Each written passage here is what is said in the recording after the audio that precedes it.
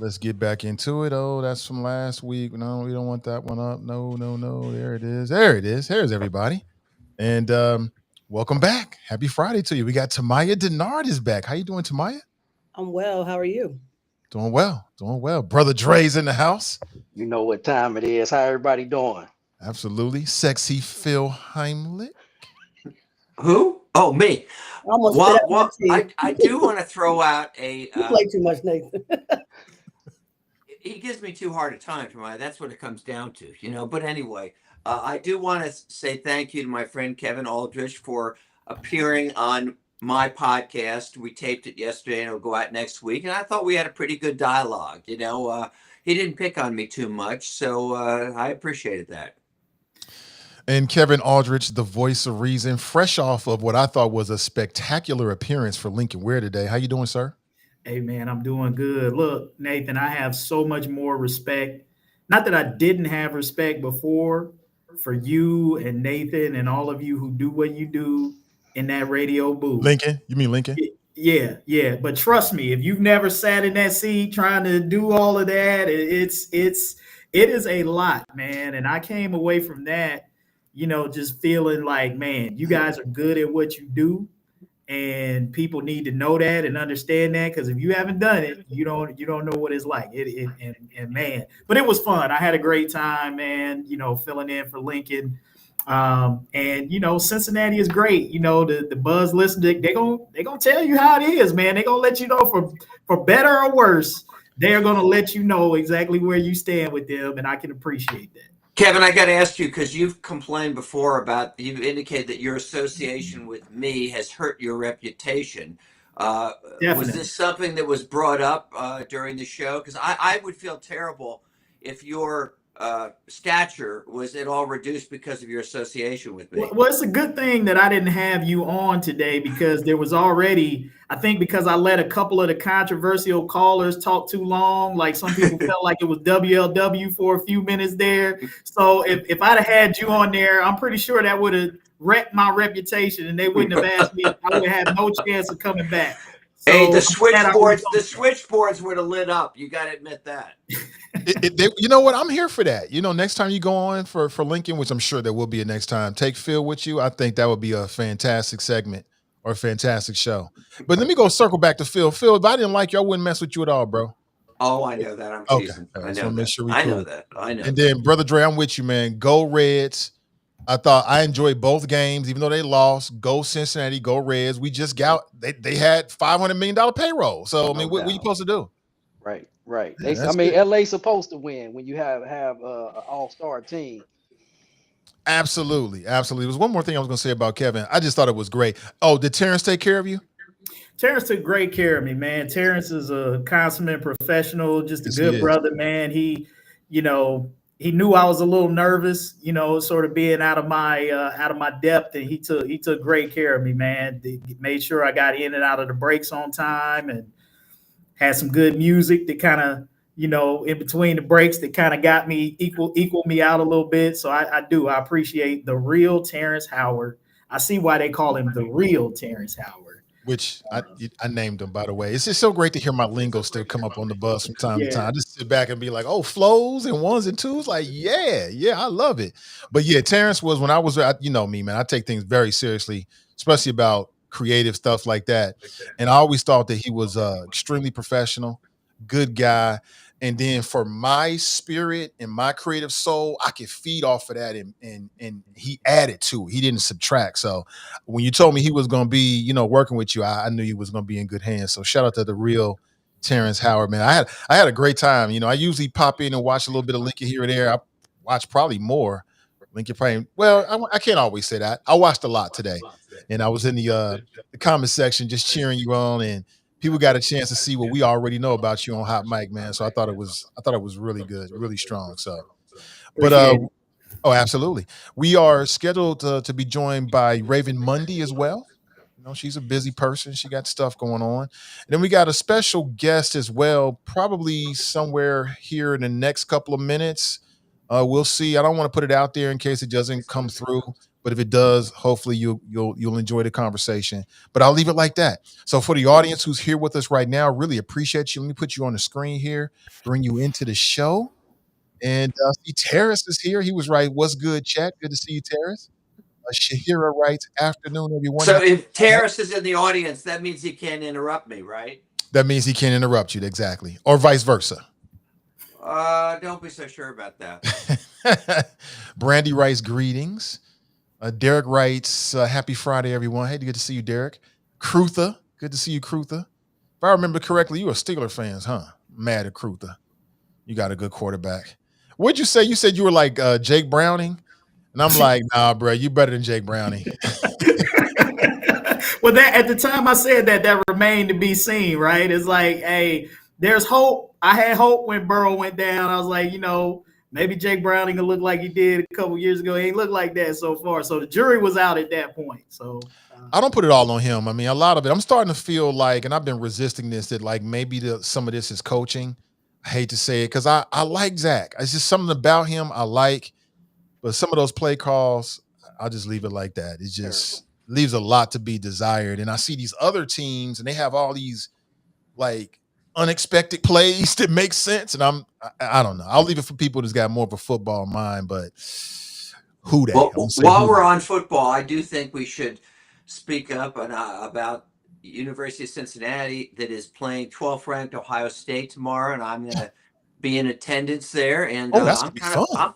I'm pumped about that game. But did any of you see the game they played against Kansas? I don't know if you saw this last week. It was, and truthfully, I don't think their coach, I thought that was a bad hire, but and he never wins the close ones, but he did win that one based on one guy, 4th down, and a 20, 30-yard pass, and this guy, I forget his name, gets his hand out, one-handed catch, if you saw that, and that was the game. Okay, so anyway, they won, and tomorrow should be pretty exciting. Who are you rooting for, Phil? And you've got to say the right answer. Come on, I've been a UC football fan for probably before you were born. Probably, I go way back. UC Bearcats all day long, absolutely. And I'll tell you, just memory lane, greatest UC football game. We went, and I was there at Notre Dame. It was Ritter's, when Ritter and that group were there, and they beat Notre Dame at Notre Dame. It doesn't get any better than that. Oh, yeah. That's so good.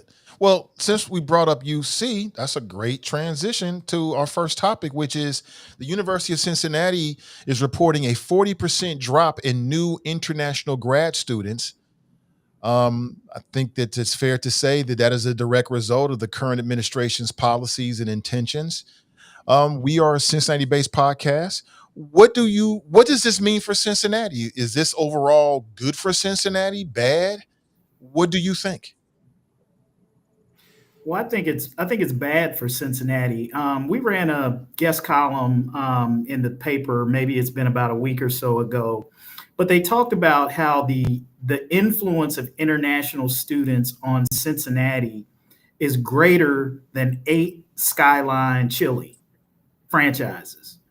So that's quite a bit of economic impact when you think about how big of an economic impact Skyline is, in greater Cincinnati and their influence. So that just gives you a taste of, what the international student community brings to not just our universities in the sense of diversity, but in terms of economic impact, in terms of the effect that they have on our region.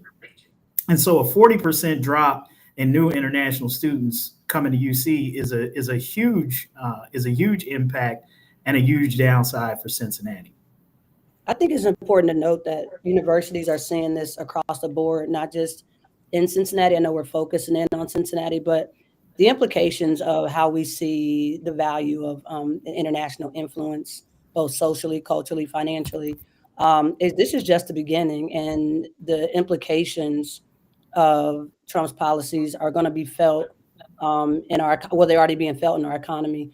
But as someone, I graduated from UC with an international business degree, and I had the opportunity to study abroad, and that enriched my life. It changed my perspective. And I think what we haven't really talked about is how much of a not just we talk the economic impact, but these folks don't get a chance to experience what America is, and so there's already a negative connotation about this country that won't be dispelled by physically being here. Whereas before, physically being here is like you might have these misnomers about the United States, but then it changes or doubles down once you're here, and we don't have that anymore. So it just the isolation of the United States with the rest of the world is going to have terrible impact for years to come. You know, I think what's even scarier, which is an issue that is happening right now, I don't know if you saw this, and this is today's news, the Trump administration sent out a letter to 9 colleges, and these are kind of big schools, a couple Ivy schools, University of Texas, a couple others, basically saying that they have to sign on to this in order to make sure they keep getting federal money. And I mean, the stuff that they are, I mean, like they have to agree with the values, the conservative views of the Trump administration. Employees can't have any political involvement. There has to be a set limit on how many international students. I mean, I'll tell you something, if any of these colleges sign on to that, they are signing away academic freedom. I don't care how much federal money there is, but I'll tell you something, if they go ahead and do that, they ought to be ashamed, absolutely ashamed. Well, if I can chime in real quickly, I said this before. Are we surprised? I mean, Trump did what I call a Jordan move. He told you what he was going to do. The administration said what they were going to do before everything that we see now. And so if he said, I'm going to go between my legs, go right and dunk on you, that's exactly what he's doing now. To me, no one should be surprised at what they see. And I've said this before, it's going to get worse. And, you know, black and brown people better pay attention that, like I always said, and I quoted in The Art of War, is to test the temperature on what he can do before he makes additional moves moving forward. And he see that if he doesn't get the proper pushback and you don't see a unity happening within the communities the proper way, he's going to keep pushing this agenda until he gets everybody in a position that he can keep stepping on everyone's neck. Do we know, by the way, did you agree to some conditions at a previous time that the Trump administration wanted?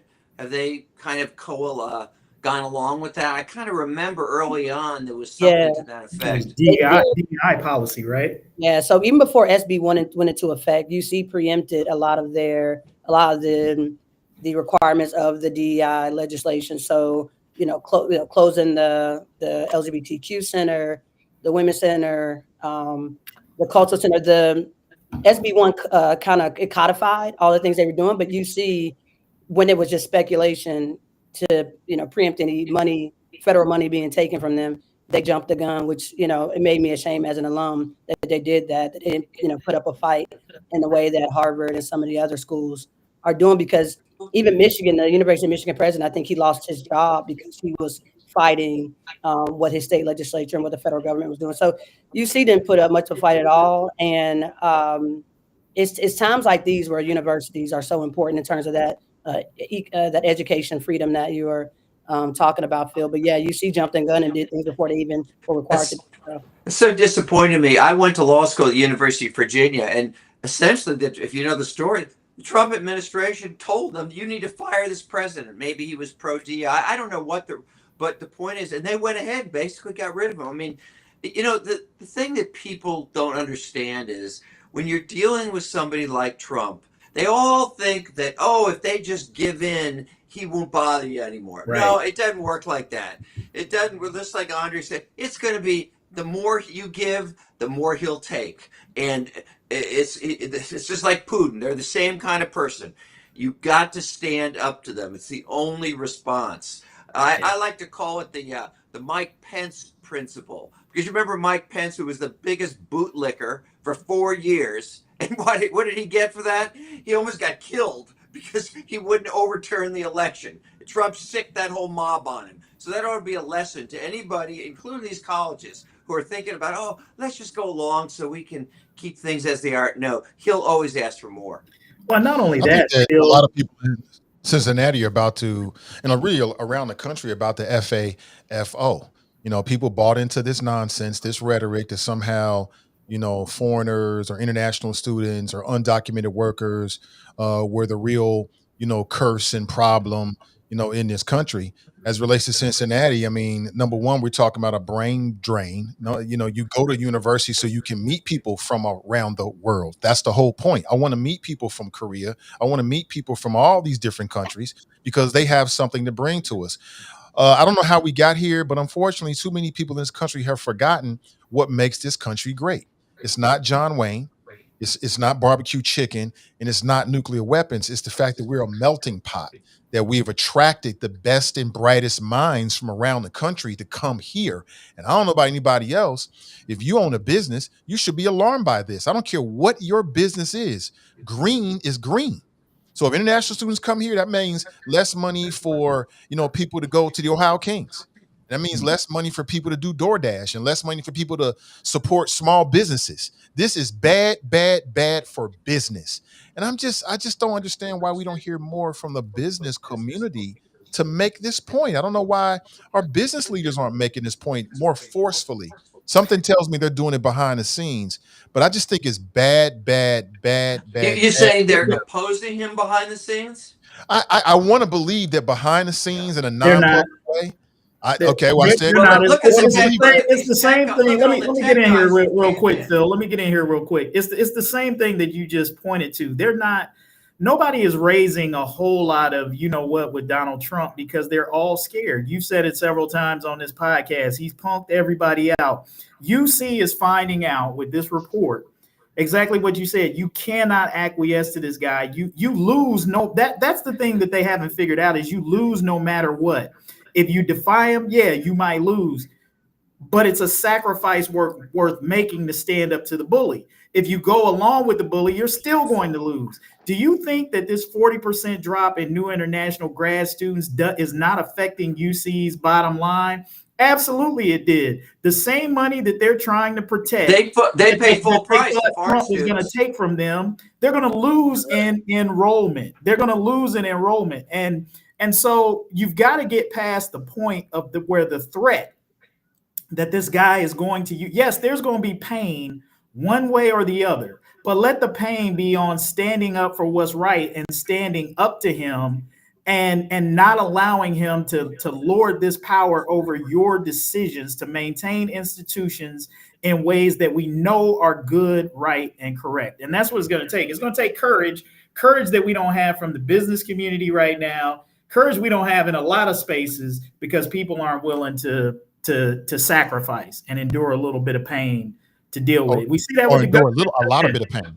It's going to be more. Well, we see that with the government shutdown and what the Democrats are trying to do by drawing a line in the sand.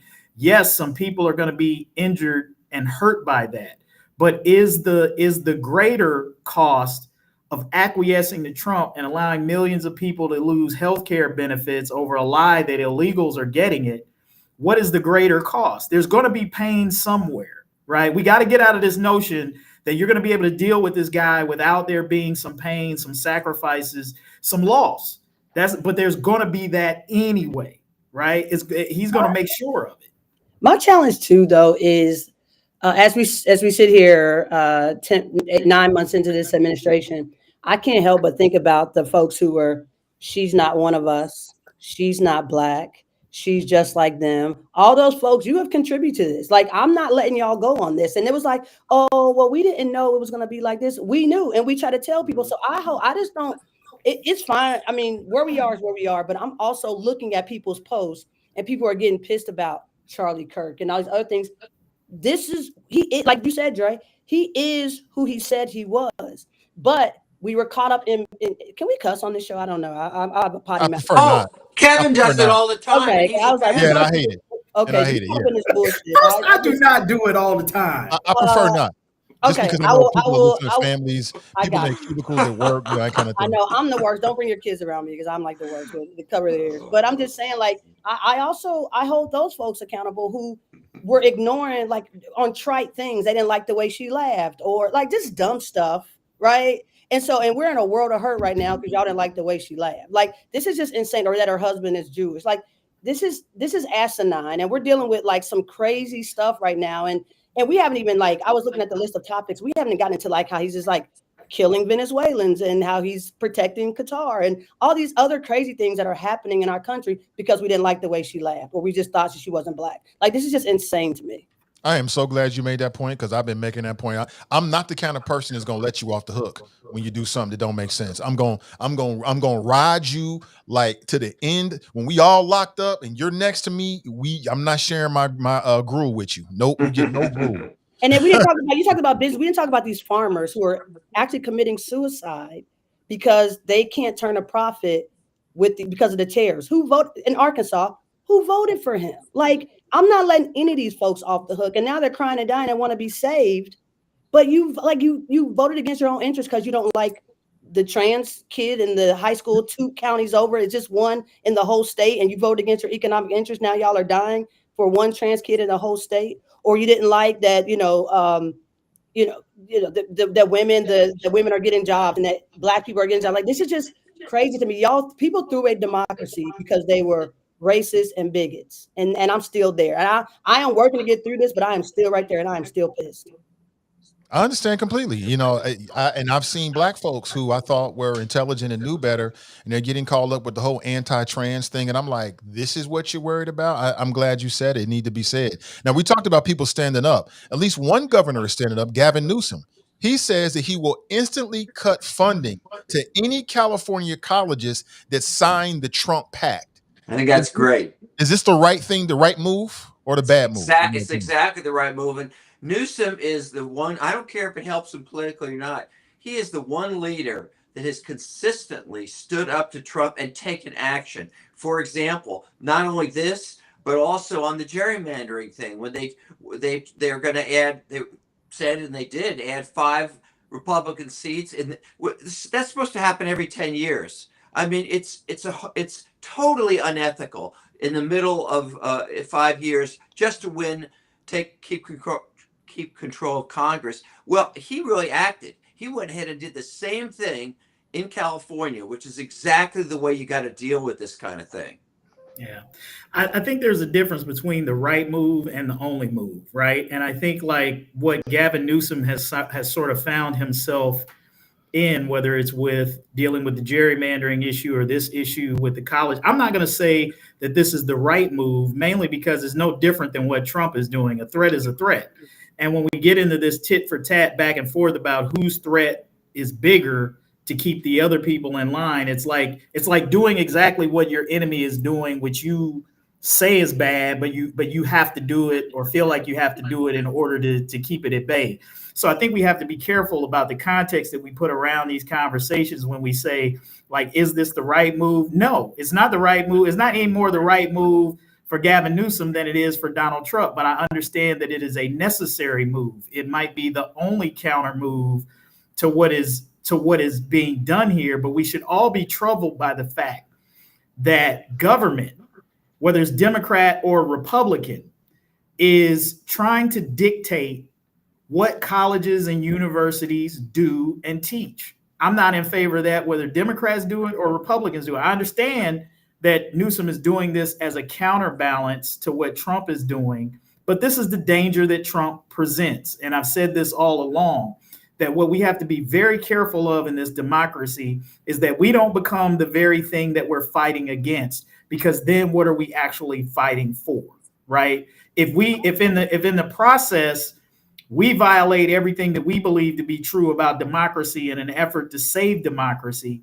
then what do we have when the smoke clears? So again, I'm not being critical of Newsom. I'm just saying this is something that we have to think about as we go into these tactics to counter Trump, that we don't lose the identity of the democracy that we're fighting for, and that we descend into his tactics in an effort to save what we believe. Kevin, do you agree with both of the moves that Newsom's done? One, about the adding the Democratic seats in California. Keep in mind the way he did that is the way that thing is framed, that proposition that's on the ballot.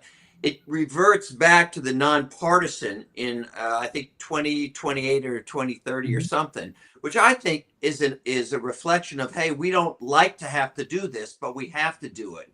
And then the second thing he's doing now, which I also agree with, about, hey, if you are going to sign away academic freedom, we're not going to give you money. So I get your point, but do you agree with those two moves he's done? From a Democratic perspective, from the Democrats, from an American perspective. I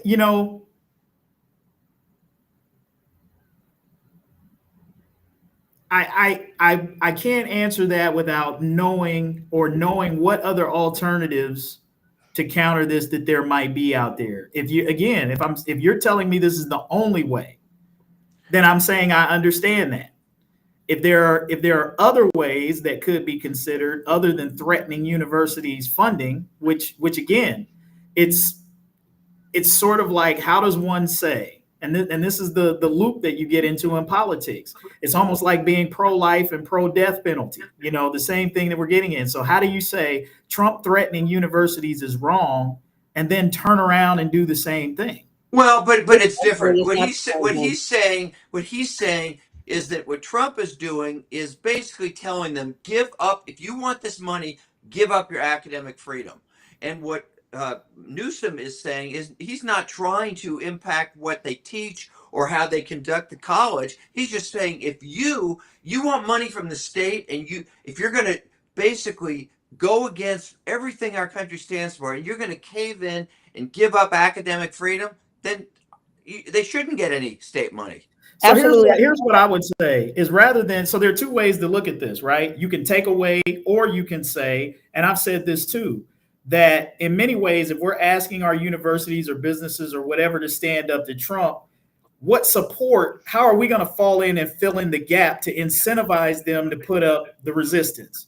So instead of Newsom saying, I'm going to take money away from you, how about to say, hey, maybe we can find creative ways to fill in the gap of the money that Trump would take away from you so that you don't feel the loss and you can stand up to him. So let's think creatively about ways to fill that funding gap that Trump is threatening you with.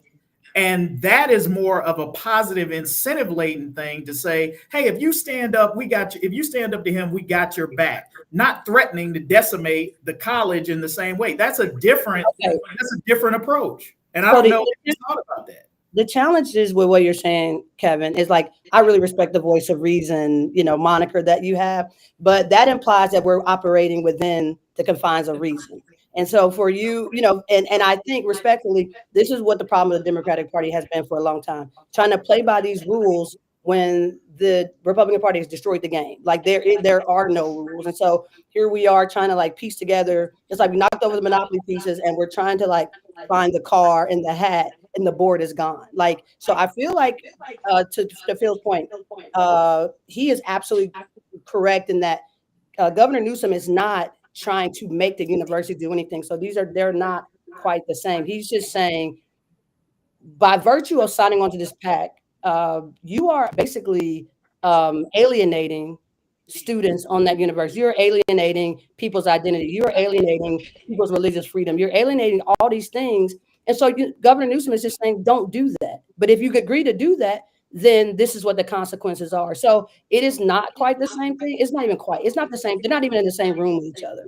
So I appreciate what you're saying in terms of it on any other day and any other administration, I will be on your team. But this is absolutely asinine to try to create these rules in a space where there are no rules. So by your logic and by your reason, you're saying that the Democratic Party just take whatever Trump is dishing out, and then and then wait for what? I'm not being facetious. I genuinely want to know what you think the correct response should be when the response is not the same. It's just equivalent, if that makes sense. Yeah. And so I may be kind of parsing words here. I don't disagree with anything that you said there, Tamaya. And the question was, or I think my statement was, is there's a difference between quote unquote the right move and the necessary and the only move. That may be a matter of semantics, but to me, it's like, okay, if we're saying that we don't believe this is the right choice, which I think is kind of what Newsom is saying, but this is the only choice that we're left with, given what you're saying, the field that we're playing on, then that's cool. I think we're saying the same thing. If we're saying that there's no other alternative but this move to counter Trump, and it's necessary to even try to restore the board, okay, I can get with that. But in my mind, there's still a slight difference in that and saying like, hey, this is this is right. Like threatening universities to take away their money is the right thing to do. I think it's wrong that Trump is doing it. I think it's wrong that Democrats are doing it. But if it's a necessary evil, then I understand that. I understand that. I think it's wrong the way you're putting that. It's this false equivocation. What Gavin Newsom's doing is not the same as what Trump is doing. I didn't say that it was. I didn't say that, but it's but when you say, well, this is wrong and that is wrong, without clearly defining the differences between the two, it makes it sound like an equivocation, like they're the same thing. They're not the same thing. I agree with Phil. I agree with Tamaya. I mean, this is more of a defense mechanism more than an offensive mechanism, right? Gavin Newsom is saying, hey, listen, we're not going to let you turn this university into what you think it's supposed to be. And it may alienate certain groups of people, i.e. brown and black people, and still get state funding. We wish, and he implored them. He's been doing it publicly. He's been telling universities, don't do it. This is wrong. But they're feeling like they're under the pressure. They have to do this from the administration. And he's saying, now I've got to fight fire with fire. Right. Yeah. And so I don't see a difference between the only move is the right move. Well, sometimes I think it's a matter of into a corner, because I feel like that's what's happened. So the universities in the state of California has been backed into a corner. You only got one way out. So that has to be the right move, right? Mm-hmm. What you think, Dre? Hey, I'm sitting here, man, thinking, and I'm sitting back going, the Democrats better start lobbying right now for who's gonna be the next president. Because I'm gonna tell you right now, Trump, he soon as he lost, he was saying, I'm gonna be president again. He started punching out false narratives, fear, and putting everybody in a position to already hear. I think I seen Trump more than I seen Biden and in his whole campaign. Any wrong move that Biden did, man, he was all over it. And the Republican Party sat there and said, we just gonna let this man go wild, because they didn't have no one else. Once they stopped dropping charges on him, I said he gonna be the next president. So the Democrats better quit playing around and wait till he's through, because that's why he's putting this in a chess position that he can make all the moves that the Democrats can't move anything he's doing. So I'm sitting back, and maybe who do the Democrats have right now that is pushing that agenda? Because if they don't have somebody right now that they can start saying who's going to be the next president, then we in trouble and going to mess around and have another situation 3 times as bad. Michael Wolff wrote a book, and it's probably not the title, but it was something like this. I'm paraphrasing very loosely. It was kind of like, All or Nothing. That's the name of his book. And his book is all about like all or nothing. Yeah. That was all or nothing. Is that okay? I was somewhere close. Yeah, all or nothing. And essentially, it was about the all or nothing strategy that Trump had, because if he didn't become president, he probably was dealing with some serious federal charges. And so to Dre's point, and I've thought this myself, may have said it before, maybe not, but I think what we've learned from Donald Trump is that we're at a time now where you have to extend that runway for who's running for president. Trump did it for 4 years. That's one of the reasons why he beat her, because she ran for 107 days. He had been running for 4 years. Well, they all do that behind the scenes. I'll guarantee you. Yeah, but Trump did it in front of everybody. He was very public about it, and he started running for president the night he lost. And I think that is a message for Democrats and anybody else, that you've got to extend that runway. Doing the podcast, being in the media, extend that runway. For Trump, it was all or nothing. But I think he showed us that there's something there, at least in my opinion. What do you think, Tamaya? You ran for, you and Phil ran for elective office. What do you think? I mean, even when you're not running, you're running. And that, Phil, that to be the case. Everything you do is about your impending campaign. So, and the fact that Trump was so visible, and the Democrats continue to play by these rules when the rule book has literally been destroyed. There are no rules. Is part of our problem. Even in the case of the 107 days, I mean, I haven't read the book yet. I hope to read it in the next couple of weeks. But the way Trump and we can even take what's happening right now with healthcare, literally just making things up. the notion of like truth and politics, like it doesn't even have a home anymore. Like you can literally say any outlandish thing and it doesn't matter. People are so uneducated. I made a post yesterday and there was some comments about how people read on average on the grade level people read on. There's no, he feeds off of uneducated folks. And so there's a commonality between. I push back a little, Tamaya, because I hate to admit it, but I know an awful lot of educated and well-to-do folks that support this guy. Yeah, you're right. But those are the people who are not buying watches. Those people are not buying the Bibles. The people who are buying the Bibles are the ones who can barely afford them. The ones that he sells, they support the people you're talking about, the lawyers and the doctors and the professors. I was talking in terms of voting, not whether no, yeah, but I'm talking about overall. Like we think about like from how he started campaigning and the groundswell from the bottom up type deal. You're right. I know there are a lot of people who support him who are wealthy, and I almost can justify. I'm not doing it, but I can almost justify people who are wealthy voting for Trump because it's like in their economic interest to do so. It is the folks who are, who have next to nothing, as my grandma would say, don't have a pot to piss in or a window to throw it out of, who are supporting him for no other reason than they hate other folks. And so the way he planted those seeds for those, because he needed to win those folks. He would get the other people for the economic policies, but to get those folks, he had to lie and feed on their racism, their isolation. And I'm going to also say the Democratic Party played a part in that too, in the way that they campaigned. They just left a lot of votes on the table. So in my day job, I work across the country working with women candidates who are running for office. And I talked to a state senator in Oklahoma who she got involved with the Obama campaign. She's in a very, Oklahoma's a very red state. She said because the Obama campaign asked her to. Simply that in 2008. So, Hillary's campaign, not just hers, but a lot of campaigns left those voters isolated and didn't bother to talk to them. So the combination of them feeling economic stress, feeling isolated, Trump understanding his people, understanding that and feeding into that is why we are the way we are. So he was going to get those GOP votes that you're talking about, Phil, but he had to also get those folks in West Virginia and Appalachia and in Ohio who really don't have any other reason to vote for him, but the fact that they're racist.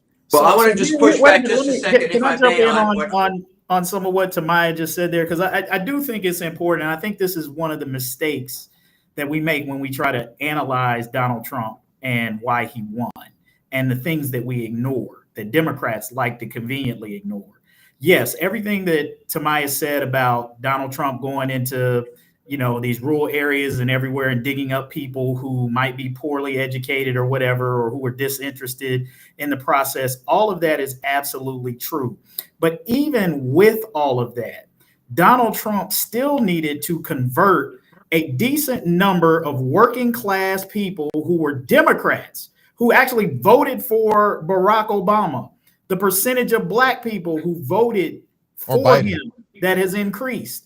And then to Tamaya's point, I wrote after Hillary Clinton lost about just in the city of Detroit alone, that she left enough Black votes on the table that Obama got, that if she'd gotten those same votes, she would have beat Donald Trump.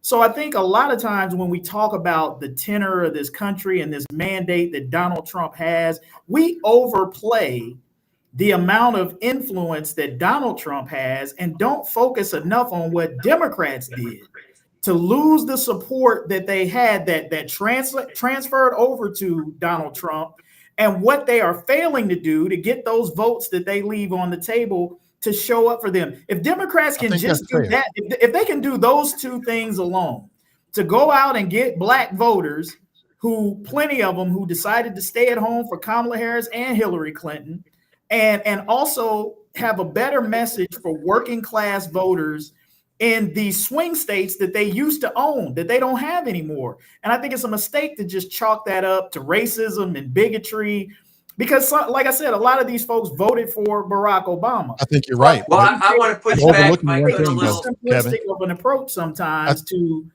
Donald Trump's success. And in I would spite like of to all push- of that, he still is narrowly winning these elections. So I'm that gonna let lets you Phil go know ahead, that- then I'll jump in. Go ahead, Yeah, Phil. go I ahead. want to push back a little on what Andre said about the 2020 election. You've heard me say this before. You may think I'm a bit of a nut, but you're talking about a guy, Donald Trump, who basically refused to leave the White House in 2020. I mean, you're talking about a guy who is willing to incite a violent attack to stay in office. Do you really think that he's going to just let us have a free and fair election in 2028? And by the way, Gavin Newsom has brought this up himself. When he's pointed out that with all these troops he's sending out of these cities, I've heard Gavin Newsom say this. He pointed to that 2028 election, and he said he's going to use those troops there to get what he wants in that election. And so I think, well, first of all, I think anything that could be done to get, frankly, the Democratic control of Congress in 2026, despite all the sleazy stuff that he's doing, I think needs to be done, because that will help somewhat protect. But I hate to say, I have no faith right now that this guy and the people who are with him, Stephen Miller, Vote, these kind of people, I have no doubt. I have no doubt that these guys, I certainly have no belief that these guys are going to allow us to have a free and fair election in 2028. Nobody wants to give up power. But what I would add to that is I agree with a lot of what you said, Kevin, about the Democrats taking a good hard look and really taking and analyzing where they went wrong and how they can, make inroads with different types of peoples, Black voters, white middle class and working class voters. I think all of that is true. But I think the other factor is gender. America is not ready and was not ready with Hillary. Hillary was way more qualified than Mr. Trump, President Trump. I said it with respect, Mr. Trump. I'm getting in line already. I don't. I say everything with so much disrespect it hurts my chest. And the same thing with Kamala Harris, gender. And unfortunately, there's a lot of Black people, male and female. We already know about the Hispanic community and their feelings about patriarchy. And they voted against their own best interest because they couldn't vote for a woman. I remember I had a family member who told me straight up, I ain't never voting for a woman. There are Black people who feel that way. And it's sad, it's sickening. And for me, quite frankly, it was like putting a nail in your own coffin. So that's the other factor. It was, and I stand fast on that. It was race, gender, the lack of time, and then all the mistakes the Democrats made. And then a lot of the good things that the Republicans made in terms of the inroads they made with the podcast community, the podcast bros. I mean, it was a lot of factors, but gender was a huge part of it, in my opinion. Yeah, I don't disagree that was a factor, right? And I agree with you about Hillary Clinton. I've said this many times that I think male or female, that Hillary Clinton might very well have been one of the most qualified candidates to ever run for the presidency, absent actually serving in the military. She pretty much checked off all of the other boxes. Now, I have a lot of criticisms about how Hillary Clinton, ran her campaign, and I don't think that she lost, primarily because of her gender. I don't think that was the case in her case. Maybe in Kamala's case, because I do think, Is the reason why you think that because you saw so many defects in their game? Yes. So you think it was more yes. Okay, I see that. Yeah, defects in their game and things that I saw up close. I mean, I remember the year that she ran, the National NAACP had their conference here in Cincinnati. She had a packed auditorium there. She was one of the keynote speakers on one of the days of the thing. And it's like, this is an audience that's served up for you on a platter, right? You ain't got to work hard to go in there. You drop a few lines, the audience applaud. Like this is an audience that's ripe for the picking. And she came in and she delivered one of the most lackluster, listless, uninspiring speeches that I'd ever heard in my life. And it was even hard. Like the people was trying to clap, but like they was having to manufacture the applauses to try to get excited. And it was like, it was in that moment that that was the first inclination that I kind of had that she could be in trouble.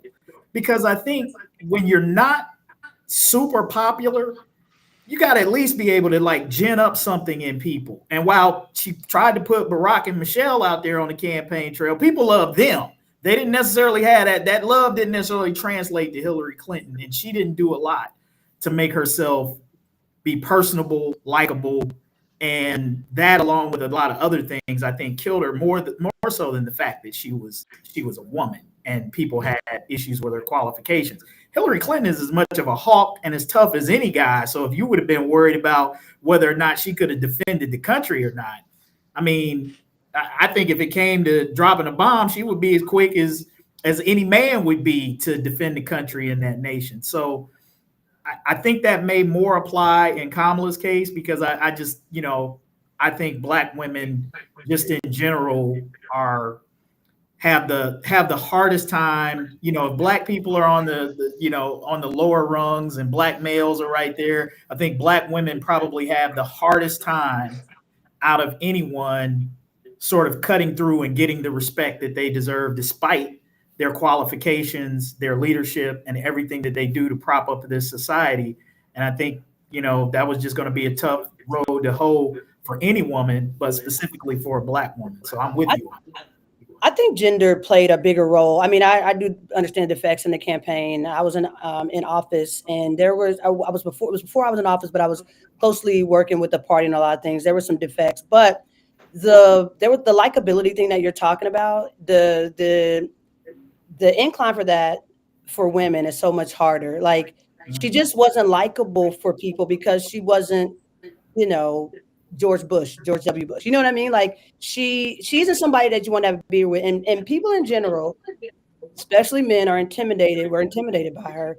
And it didn't help that she's not very charismatic, to your point. Like, but for me, and I know I'm a bit of a different kind of voter, I would vote for a rock before I vote for Donald Trump. I will, and they were talking about Joe Biden. Roll Joe Biden in a hearse, and he still is going to have my vote. I would vote for my cat before I vote for Donald Trump on either election. So, but for her, she's not that likable and warm. And I think people, when you're a woman, that's held against you more than it is for a man. So, yes, there wasn't the greatest campaign. There were a lot of defects in the campaign, but I still feel like the misogyny that she experienced definitely played a huge role. And then, like, Comey and the emails. When you're a woman candidate, and I'm kind of stepping into the area where I work, what I do for a living. Your job as a woman candidate, because you're thinking about all the things and all the reasons that people are going to vote against you. So you are more risk averse than any other candidate, because people are already looking for ways not to vote for you. So you're like, I can't take this chance. I can't do this thing. So Hillary, because she had run unsuccessfully, the previous campaign, the previous presidential cycle against Barack Obama, this time she was a little bit of a different candidate. She had learned a lot. She tried to be a little bit more likable, but again, the hill to likability, pun intended when I say hill, y'all get what I'm putting down. Okay, just make sure. I tell dad jokes all the time. It's fine. But the hill for her likability was just a little steeper, and I think that has to be acknowledged, because she was overly qualified to be president, but she still had to be likable, and people just didn't like her for whatever reason. Either they were tying her to Bill, which I think is unfair. Either they just didn't like that she was a very stern woman and held her ground. That's caused people not to like women. So there's all these reasons that she had to fight against, and misogyny was definitely a huge factor. I agree 1,000%. And, just to underscore the point you already made, if her name was Hillman instead of Hillary and she was a man, the jokes would have just been a little bit more funnier. She would have been instantly just a little bit more charismatic. Then people would have just filled in the gaps that were there with just whatever macho, image they have. It's different for women. Like you said, the hill is much more steeper. And so I have no doubt that the gender played a huge role in it. I just don't remember the numbers and all that kind of stuff. I know for a fact it happened, with what's the VP now? Kamala Harris. Most definitely. Absolutely. Especially with the Latino vote and patriarchy and the way they look at men and women. And then, I watched videos afterward, like the day after the election, they talked about it. We wasn't voting for no woman. And, it's unfortunate we are where we are at this particular point. Not to interrupt you too, but the problem go ahead. between Kamala and Hillary also, and I'm not making a point about being attractive, but Hillary wasn't as attractive physically as Kamala. But what they did with Kamala was they tried to weaponize her attractiveness by talking about who she had sex with, who did she sleep with. But I've never had a conversation about who Mike Pence slept with, like never in my life. So it was just Well, like, no, in fairness, I would guess perhaps not out of his choice, nobody. Okay, I mean, no woman that had any taste. But please continue. but the point is, when you're a woman, there's always a way to weaponize some sort of characteristic, whether it be intellectual or physical. The hoes, the shirt hole Trump, like the Joe and the hole, like all these things that people would say, which were just horrific as a woman, particularly as a black woman. And the misogyny that black women that we encounter is so terrible. Like we have our own term of misogynoir, where like our racism and the sexism meet each other. So we can't underscore the misogyny that they both encounter, but in different ways based on things that they had no control over. Yeah. All great points. All great points. Let's talk about the Super Bowl. We were talking about football earlier. It's been announced that international superstar Bad Bunny is going to be the headliner for the Super Bowl halftime show. He recently made news. You can read the headline here. About a couple weeks ago, he put it out that he wasn't going to be touring in the United States because he was afraid of ICE agents, that they'll somehow interrupt or try to arrest people that go to his concerts. Well, irony being what it is, has been announced that ICE is going to be at the Super Bowl. And this has been a real thing. Like, surprised, but a lot of MAGA, and if there's any MAGA out there, if you feel like I'm speaking for you unjustifiably, please let us know in the comment section. But from what I gather, for what I've been seeing on social media, a lot of MAGA are very upset by this. They feel like, and it's just a lot of miseducation or uneducational. It's like people are like, he speaks Spanish. He's not an American. Point of fact, he is an American. He's Puerto Rican. They are Americans as well. But people are making a big deal out of this. Superstars like Danica Patrick, she came out and she's made a big deal about this, saying he shouldn't be here. I don't know. People are now saying they're going to boycott the Super Bowl halftime show. How do you feel about this? Are you going to boycott the Super Bowl halftime show? How do you feel about this controversy surrounding the Super Bowl?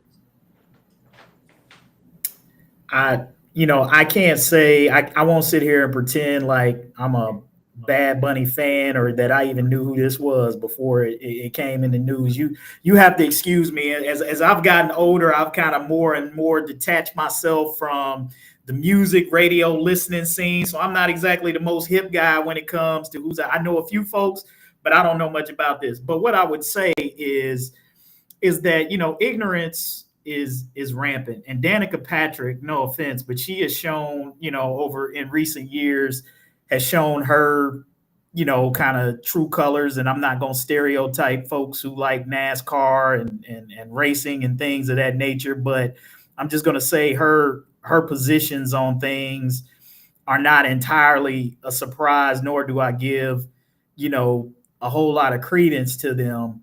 And I think this is wrong. I think this is just more sort of Trump's Gestapo intimidation type tactics to try to have ICE or, the military hit. All this is like an intimidation tactic that's designed to try to force people into hiding or in the shadows and do some type of intimidation. And I think in the fact that, you've got people like Danica Patrick and others who cheer this sort of overt racism and intimidation is quite sad and speaks to why we are where we are in this country and why Trump feels like he can get away with this type of thing. That there are not enough people who are standing up and saying, no, this is un-American. This is not the way that we should be doing things, because it doesn't stop here.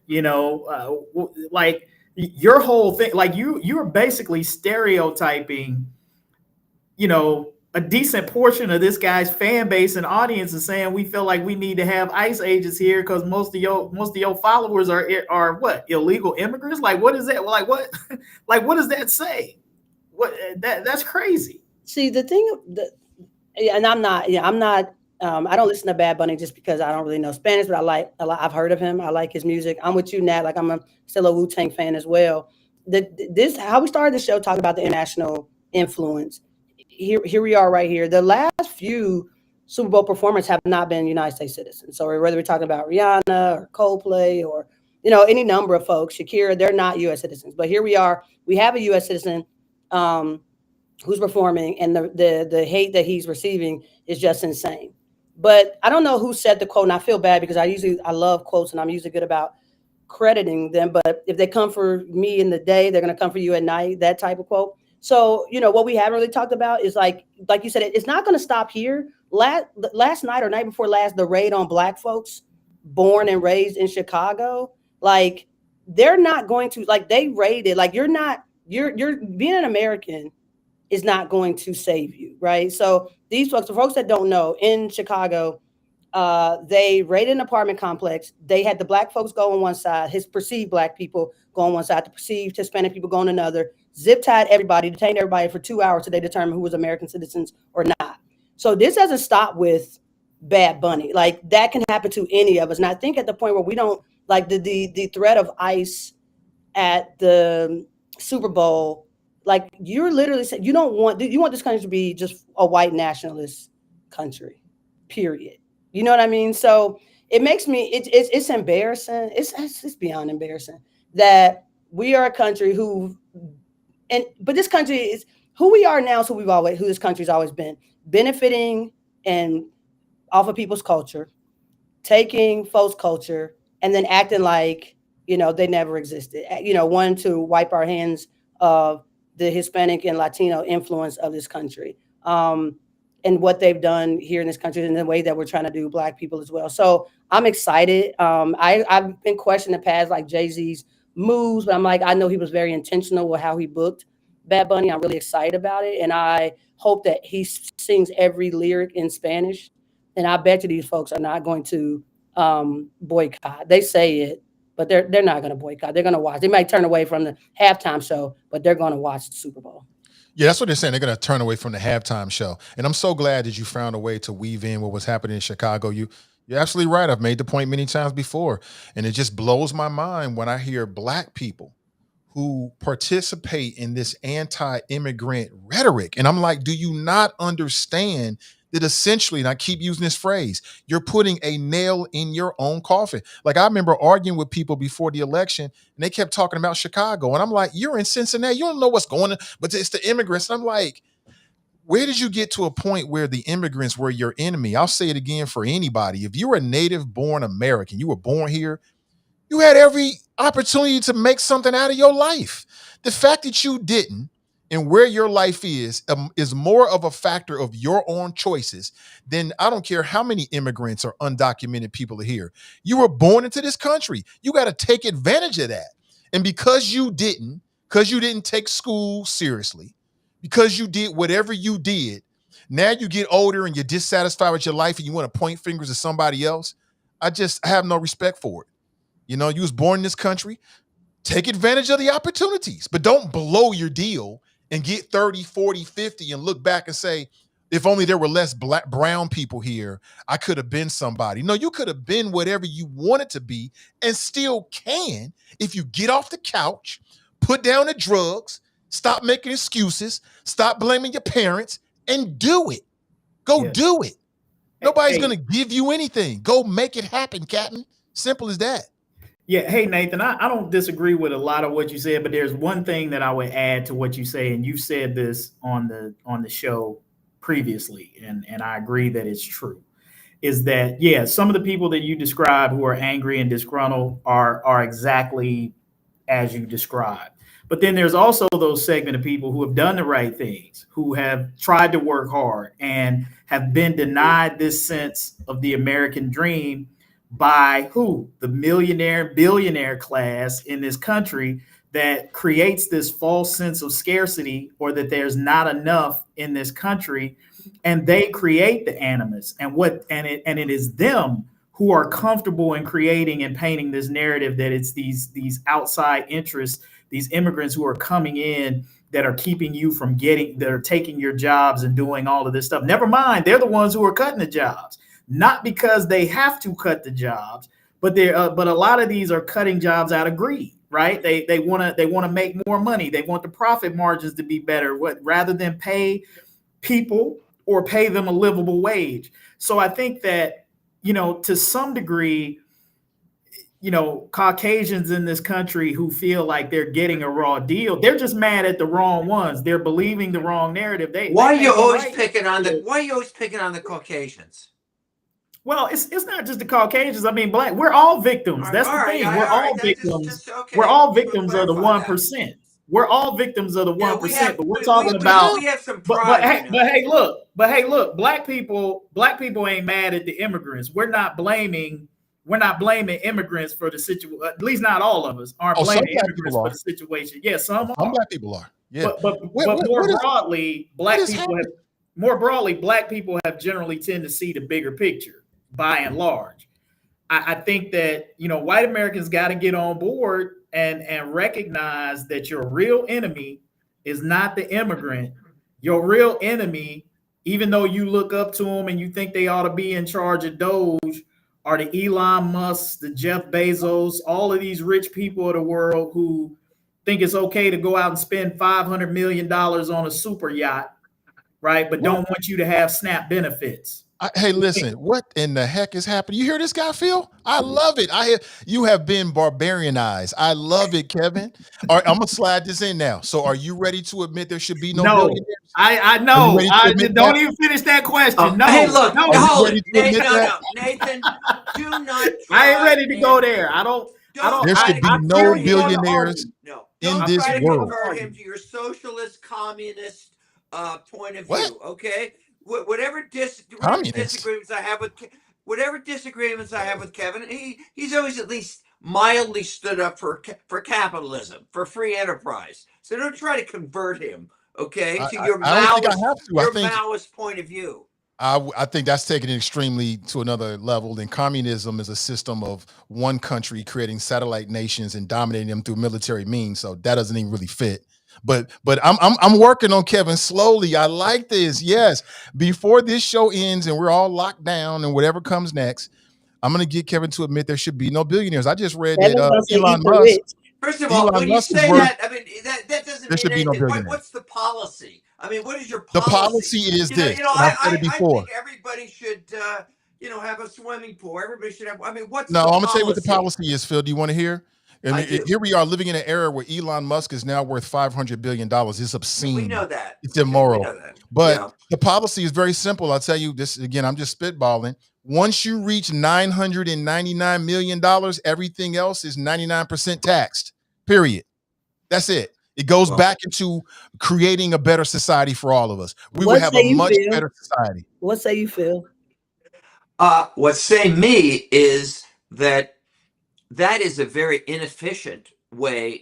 I'm a believer in distribution of wealth. I think there is no question a wealth gap in this country, whether you're white or black, and it's very scary. And I'll tell you, for example, it used to be a teacher, a police officer, or a fireman, they could buy a house. Well, it's not. It's getting a lot tougher. Or a mail deliverer person to buy a house. It's getting a lot harder, especially not to mention a state like California, where probably none of us could buy one. But this is a reflection of this wealth gap.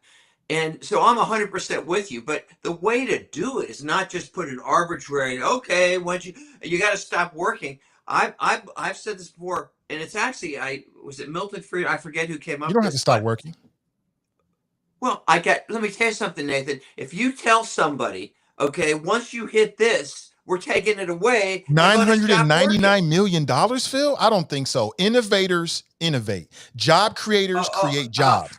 Artists create. Yeah, what's their motive? What is their motive for doing that? I said 99%. The motive is to create wealth for other people, to create for the betterment of our society, you're to innovate. People like Elon Musk, they're like humanitarians and they'd work for nothing.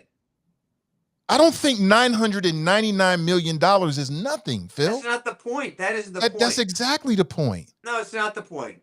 But to just get back, let me finish. Sure. I believe we should have a wealth tax, really, instead of an income tax. Okay, because what is unfair is there are very, very wealthy people that actually can have pretty low income, whether they put their money in municipal bonds or it's in real estate or something like that.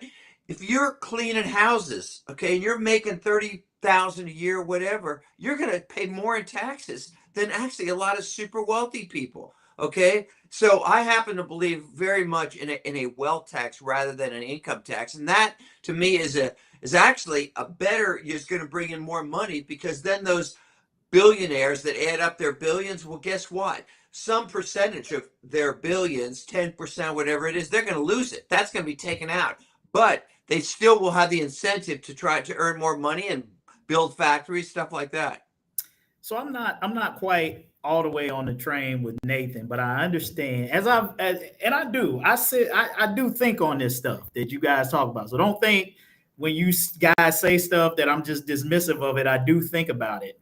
And Phil, where I do kind of see what Nathan is saying, and where I can kind of disagree with you about where the incentive would go. I think Nathan's larger point is, you get to a point where you got so much money that no matter how much more you make, it's not going to really change your lifestyle and your situation. In fact, I think most people who have that it doesn't matter. It's more about the competition. It's more about who can say they have the most money. It's almost like two rich people who go to lunch and they argue over which one of them is going to pick up the check.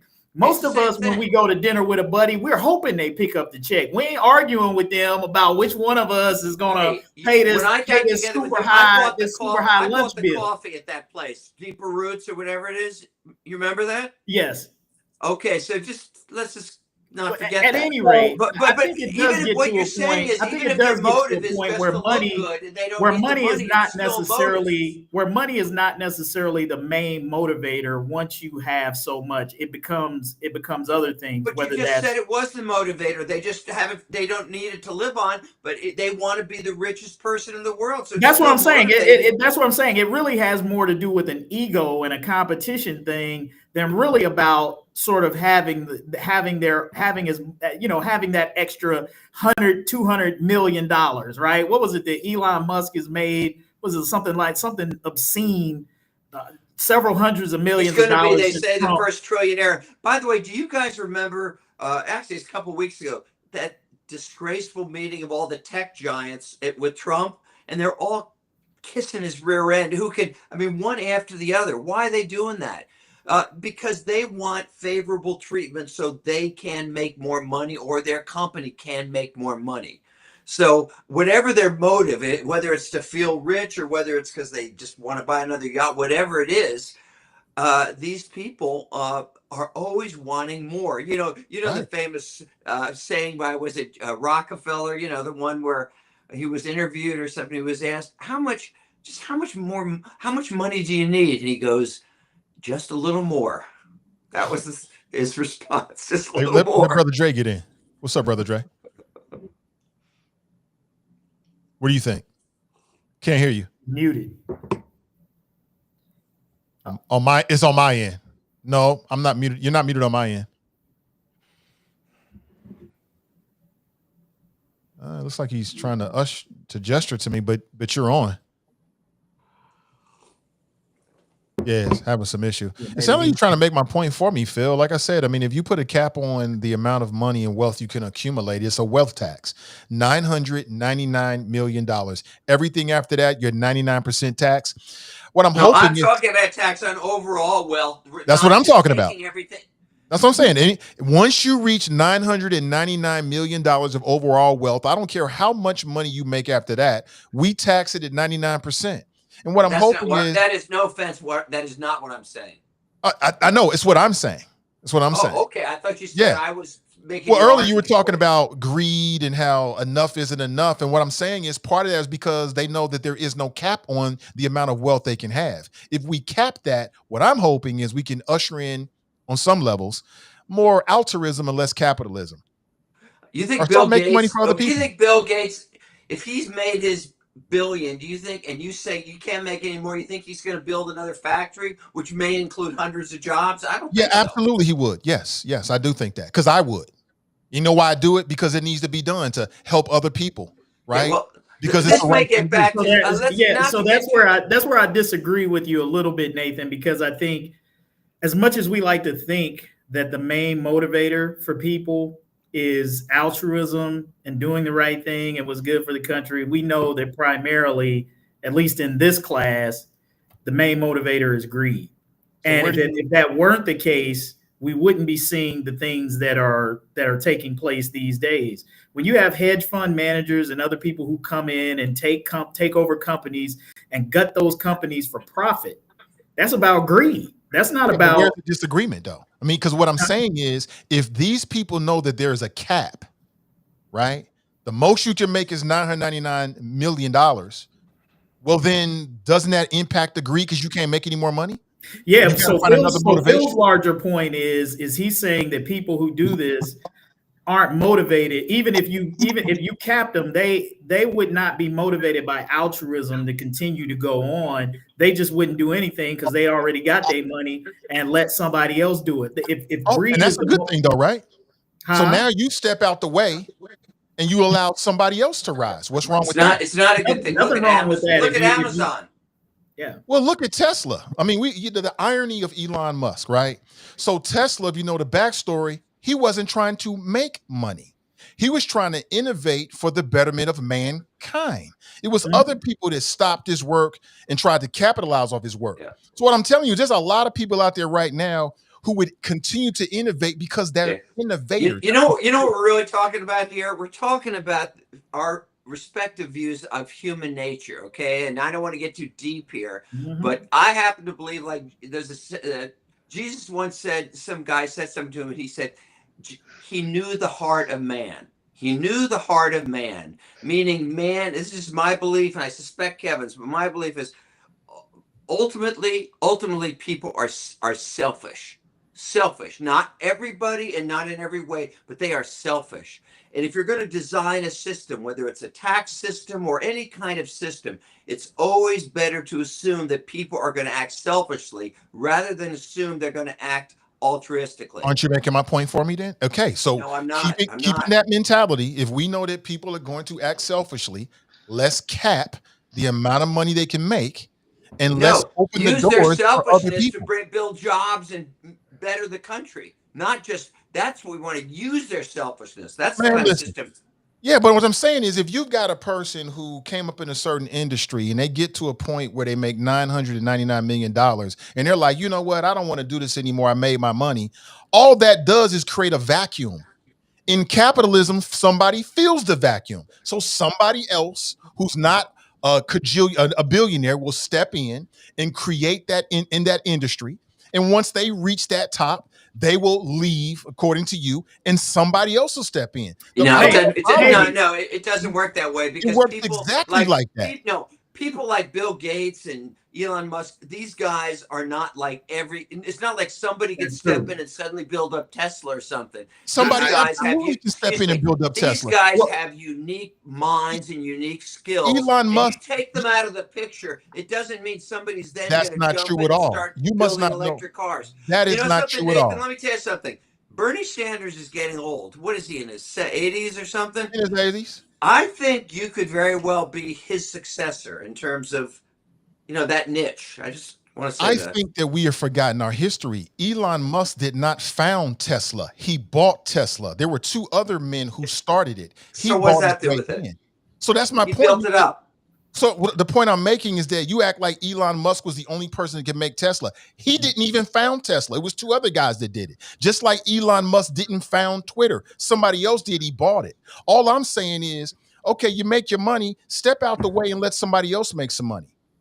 That's all. I think to Phil's point, and I see what you're saying, and I don't entirely disagree with it, Nathan, but I do think we do have to recognize that there are such things as generational talents, right? You don't get a LeBron James, you don't get a Michael Jordan every day of the week, that there are some individuals, you don't get an Albert Einstein or a Nikola Tesla. Like these guys, these types of individuals aren't grown on trees. They're kind of generational geniuses, generational talents, which in many ways is why they're able to ascend where they are. Now, that doesn't mean that there aren't other talented people.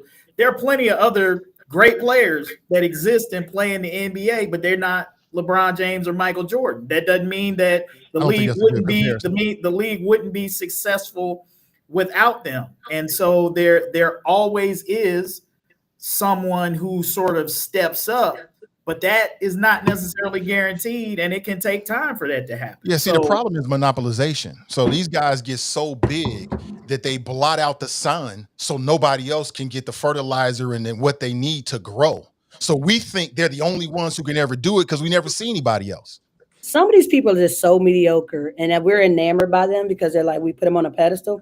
But when you're in rooms with these people, you're like, they are not that bright. They just have a lot of money and they have a good team around them. So respectfully, Phil, I'm not saying that they're not talented people, but I think you are giving people way too much credit. And I think by the next show, your tag should change, Kevin. It should be Kevin Eat the Rich Aldridge and take. That is good. I like Eat the that. rich.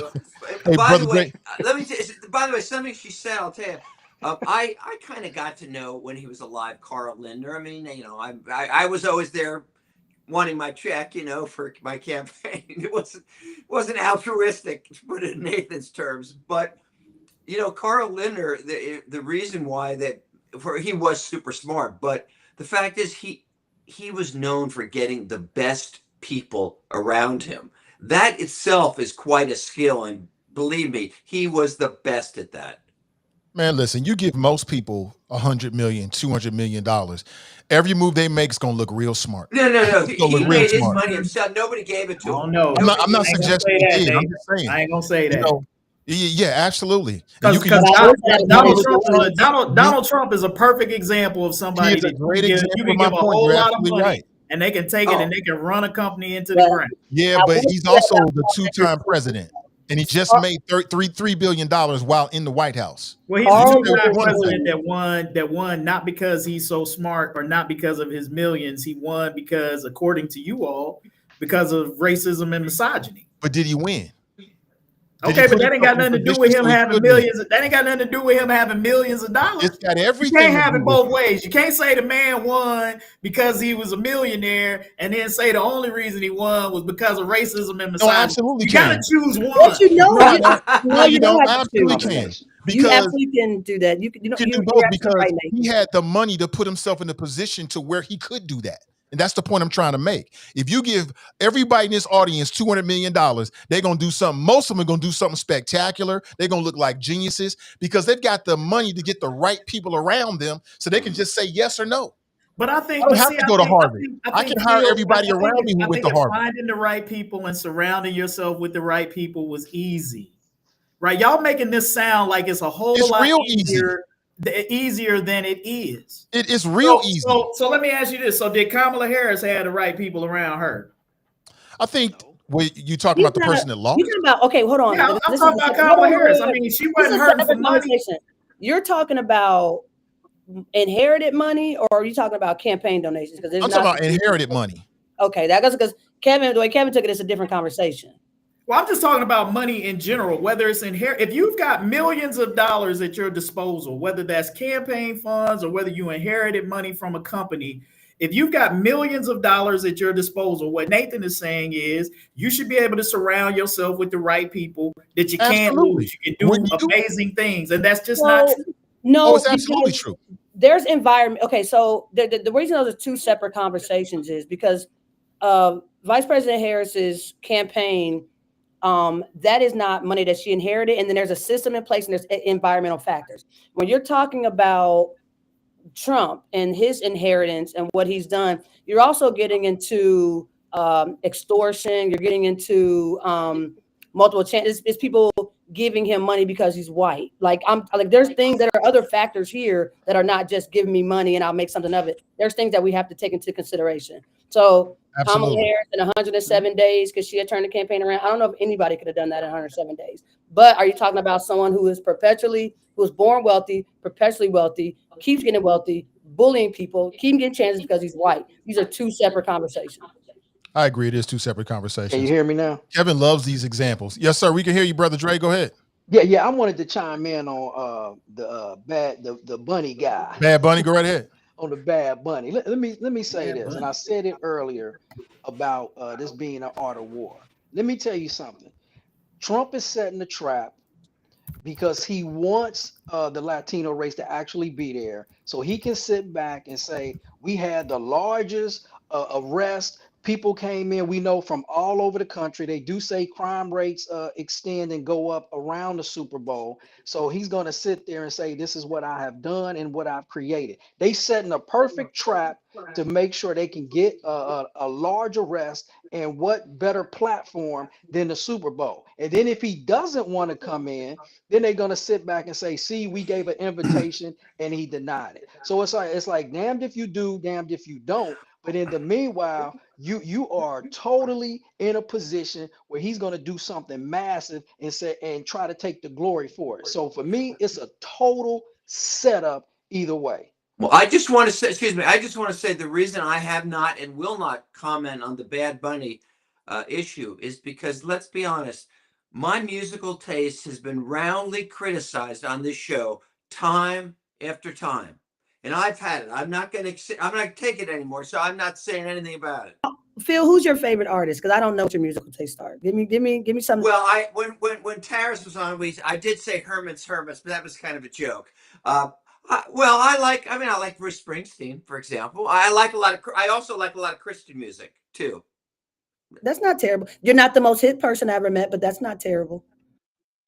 Well, Tamaya, you probably get flattered. Thank you. That's one of the nicest things anybody's ever said to me on this podcast.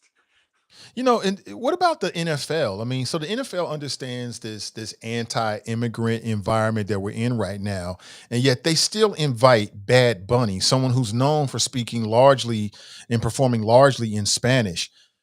Is the NFL trying to speak here? Are they trying to push the culture in a certain direction? I just don't think it's a coincidence that they chose Bad Bunny in the environment that we're in. Is it just me picking up on that? But what do you guys think? Well, I thought Jay-Z had his role was he had the autonomy of choosing as a part of his deal with Roger Goodell, the halftime show. That's my understanding. If that's incorrect, please feel free to correct me. Yeah, I mean, but you know how that is. I mean, he's not an NFL owner, so he can choose as long as the ownership agrees to it, right? So you think that it's not his he doesn't have the autonomy that I probably think he does, or do you think that?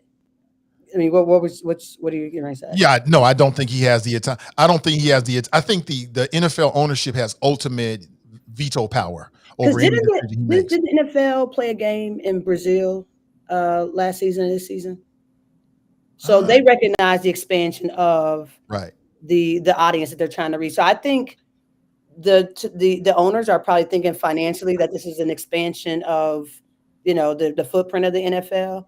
I think because they've been global minded for a long time. So then I also think that there's some duality here. There's multiple things that are happening. There's that expansion of the footprint of the NFL. There's also Jay-Z trying to stick it to Trump. So I think there's just things that just dovetail nicely, just to piss people off. But I think both things are true in this respect. But I could absolutely be wrong. Yeah, I mean, I'm not the biggest Bad Bunny person. I was aware of him. He did a song with Cardi B a few years ago, but he is huge. Yeah, he's definitely huge. He's number 1, 2, maybe the number 1 entertainer in the world. So I think it's a great look. It's just very disheartening when I see people, with, these comments, and I'm like, part of the Super Bowl to me has always been maybe I learn about a new artist. Maybe it's not somebody that's on my playlist, but they've got some hot songs. I'll sit there. I don't care if it's country and Western. I sit there. I got a chance to check it out. Hey, maybe they may end up on my playlist. But to see the way some people are reacting to this is just very disappointing. And I'll say it again. What makes this country great, what has made us great, is that we are a melting pot. We get the best and the brightest that come here, work here, create here, live here, pay taxes here, and contribute to everything. And to see this, anything that's black and brown movement, again, is ultimately self-destructive. None of us benefit from this, especially if you're a business owner. None of us are going to benefit from that. And I just think it's the wrong direction for everybody. Even the people who are getting pleasure out of it, the same thing that makes you laugh will make you cry. I think this is a good segue into the comments when you guys want to talk about the comedy show in Saudi Arabia. Let's do it. I think Kevin wants to say something. Can I make a comment before? Yeah, go ahead. Can I make a comment before we transition into that? And I agree with Tamaya. I think that, you know, the NFL is a business, and what they're realizing is not only are they trying to diversify in terms of becoming international, they also recognize that they got to be relevant to younger generations of fans, because older fans like me and whatever, you know, we may be around for a bit longer, but you have to begin to cater and try to reach out to younger audiences. And I think in recent years, the NFL has been trying to tap into that, you know, not just the diversity, but also into this youth movement. And for all of those people who like to say that they like to separate their politics from their sports, they should be outraged with having ICE agents at the Super Bowl halftime, because that is the ultimate politicization of what many people say is their enjoyment, their entertainment, and their escape from the politics. So why further politicize something that you claim that you love, right? By allowing the president to do the ultimate politicization by sending ICE agents there as some form of political statement during a halftime show. I always hear these people that, you know, they were so beside themselves with, you know, the Colin Kaepernick situation and the end racism tags that were in the end zone, that bothered people, but this doesn't. And this is the type of hypocrisy that, you know, many people just don't have the stomach for, from those folks, you know, on the right who want to complain about this stuff. And many people who are saying, and I don't know if people are saying they're not going to watch the halftime show in protest of what Trump is doing, or they're not going to watch it because Bad Bunny. Which is it? It's Bad Bunny. Okay, so because Bad Bunny was selected, they're not going to watch it. This is another thing. There's the hypocrisy of those folks. They probably wasn't watching the halftime Super Bowl show anyway. Probably wasn't even going to watch the Super Bowl. So it's like, I mean,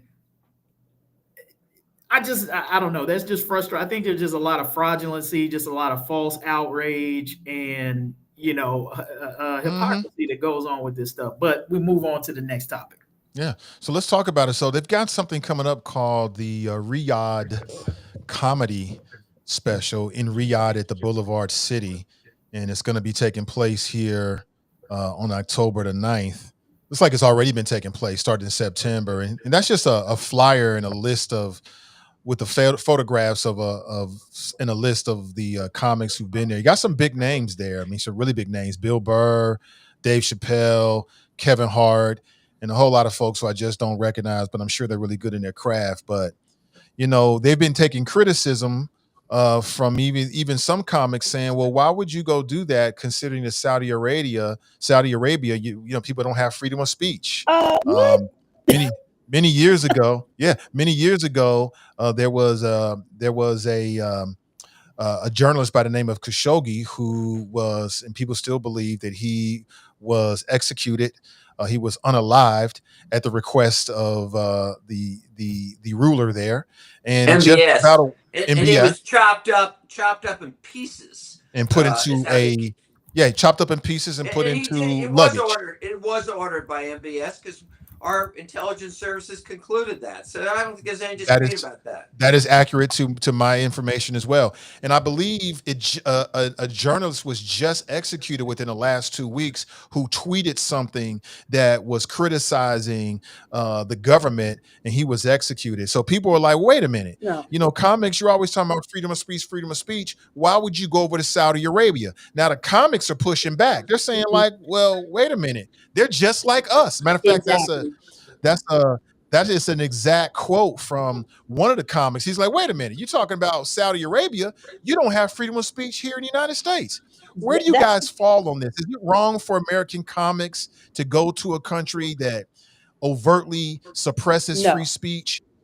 No, it's not wrong. And it always gets me out every year Well, it trips me out every year when the United States puts out this where we're not supposed to fly, this travel warning, where it's like we are so unsafe. The audacity for us to tell people, tell our citizens we're not to go, where those countries are issuing travel warnings for their citizens here because we have mass shootings and we don't know how to enact gun control. So I remember a couple years ago. So I'm an aspiring golfer, and do you remember when the Live golf tournament came about? It was a Saudi Arabian golf league that was competing with the PGA, and they were like, we're not playing in this is terrible, they violate human rights. And then somehow quietly it just went away. Once the money started flowing, we haven't heard, they had offered Tiger Woods, I think, like hundreds of millions, maybe like $700 million to play, and he was like, no, I'm not doing it. But he's like pals with Trump, so like spare me like this false like indignant thoughts around or posturing around human rights. Literally, people are disappearing in our streets. They still haven't found some people who are in that piece of crap alligator Alcatraz. American citizens are getting swept up and violated and unalived. People, I don't even know if they're ICE agents or not, just regular dressed people taking people off the streets with masks. We have not a one leg to stand on relative to human rights. Now, am I justifying that anything that's happened in Saudi Arabia? No, but what I am saying is that we don't have a leg to stand on relative to telling what other countries are, what they're in violation of relative to human rights. That's just like, I think that that's a false equivalence, so to speak. First of all, if you remember back in the days when South Africa was apartheid, there was pretty much of almost a worldwide kind of boycott of having anything to do with them. And I think that did have an impact ultimately on them, getting rid of the apartheid. In this situation, yeah, we have real problems here now with Trump and free speech and all, but come on. People are getting unalive, Phil. Like, this is not a free speech situation. People are dying. People have been dying in this country. We've never had. But I'm just saying relatively, okay, at least right now, all of us can get on this podcast and we can say pretty much whatever we want about Trump or anybody else. I'll guarantee you, if we started a podcast in Saudi Arabia, after a half hour, okay, of saying bad things about MBS, we'd be in jail, okay? So there is a difference. And as far as this particular comedy thing goes, to me, if one of those comedy guys went, yeah, I'll do it. But he went up there, or she went up there and made jokes, okay, made jokes about the ruling monarchy, mocked them, stood up for what was right, kind of like Colbert and Kimmel do with Trump. I'd be fine with that. But if you notice in the articles, those guys could not get this job unless they agreed to not say anything about the monarchy, about MBS, about their religious rituals and all that. That's where these guys, in my opinion, sold themselves out. Much like the colleges that are the ones that have or will sign up to the Trump letter, okay? They are selling out their principles because they're saying, yeah, you pay me a ton of money and I'll get up there, but I promise I won't make any jokes about the monarchy or this or that. They've sold out. Look, people have been selling out. People have been selling out their principles for millions of dollars for years, and you ain't got to go all the way to Saudi Arabia to do it. There's been a history of that right here in this country, and doesn't make it right. So to act like any of these comedians, or quite frankly, not just the comedians, but I mean, there are people who every day sell out their principles for the dollar. Right? This is just a high profile situation because we can talk about Saudi Arabia. Remember, your president said this when he was questioned. I think it was during his first campaign, and they were talking about all of the bad stuff that other countries do. And remember what he said? He said, yeah, America does some pretty bad stuff too. Our hands aren't clean. Our government kills people. President Donald Trump said that, and people applauded it. A lot of his supporters applauded it. So I think if you are one of his supporters who applauded that the United States, to Tamaya's point, hands aren't clean in terms of when it comes to human rights abuses or bombing places or killing other people, she's right. The United States doesn't have any particular moral authority or ground to stand upon and look at another country and say, let's say Trump put on a comedy show. Perform there. Now, I agree with you. I agree with you on this point, Phil. I think you go overboard when you sort of talk about we don't have freedom of speech in this country. I think that's absolutely a ridiculous statement to be made, and that it's patently false. Yes, we have to defend it. We have to make sure that there are those who want to attack and try to censor and take it away. But to this point, to your point, for those who want to say that we live in some kind of Nazi regime or something like that, we still enjoy a whole lot of freedoms that are antithetical to that statement. And so it's hyperbolic at most. That's not to say that there aren't some things going on and there aren't, some people who aren't affected by these things. But to suggest that this is something that's awash in the country is just absolutely not true. But let's say Trump had a comedy show at the White House. Okay.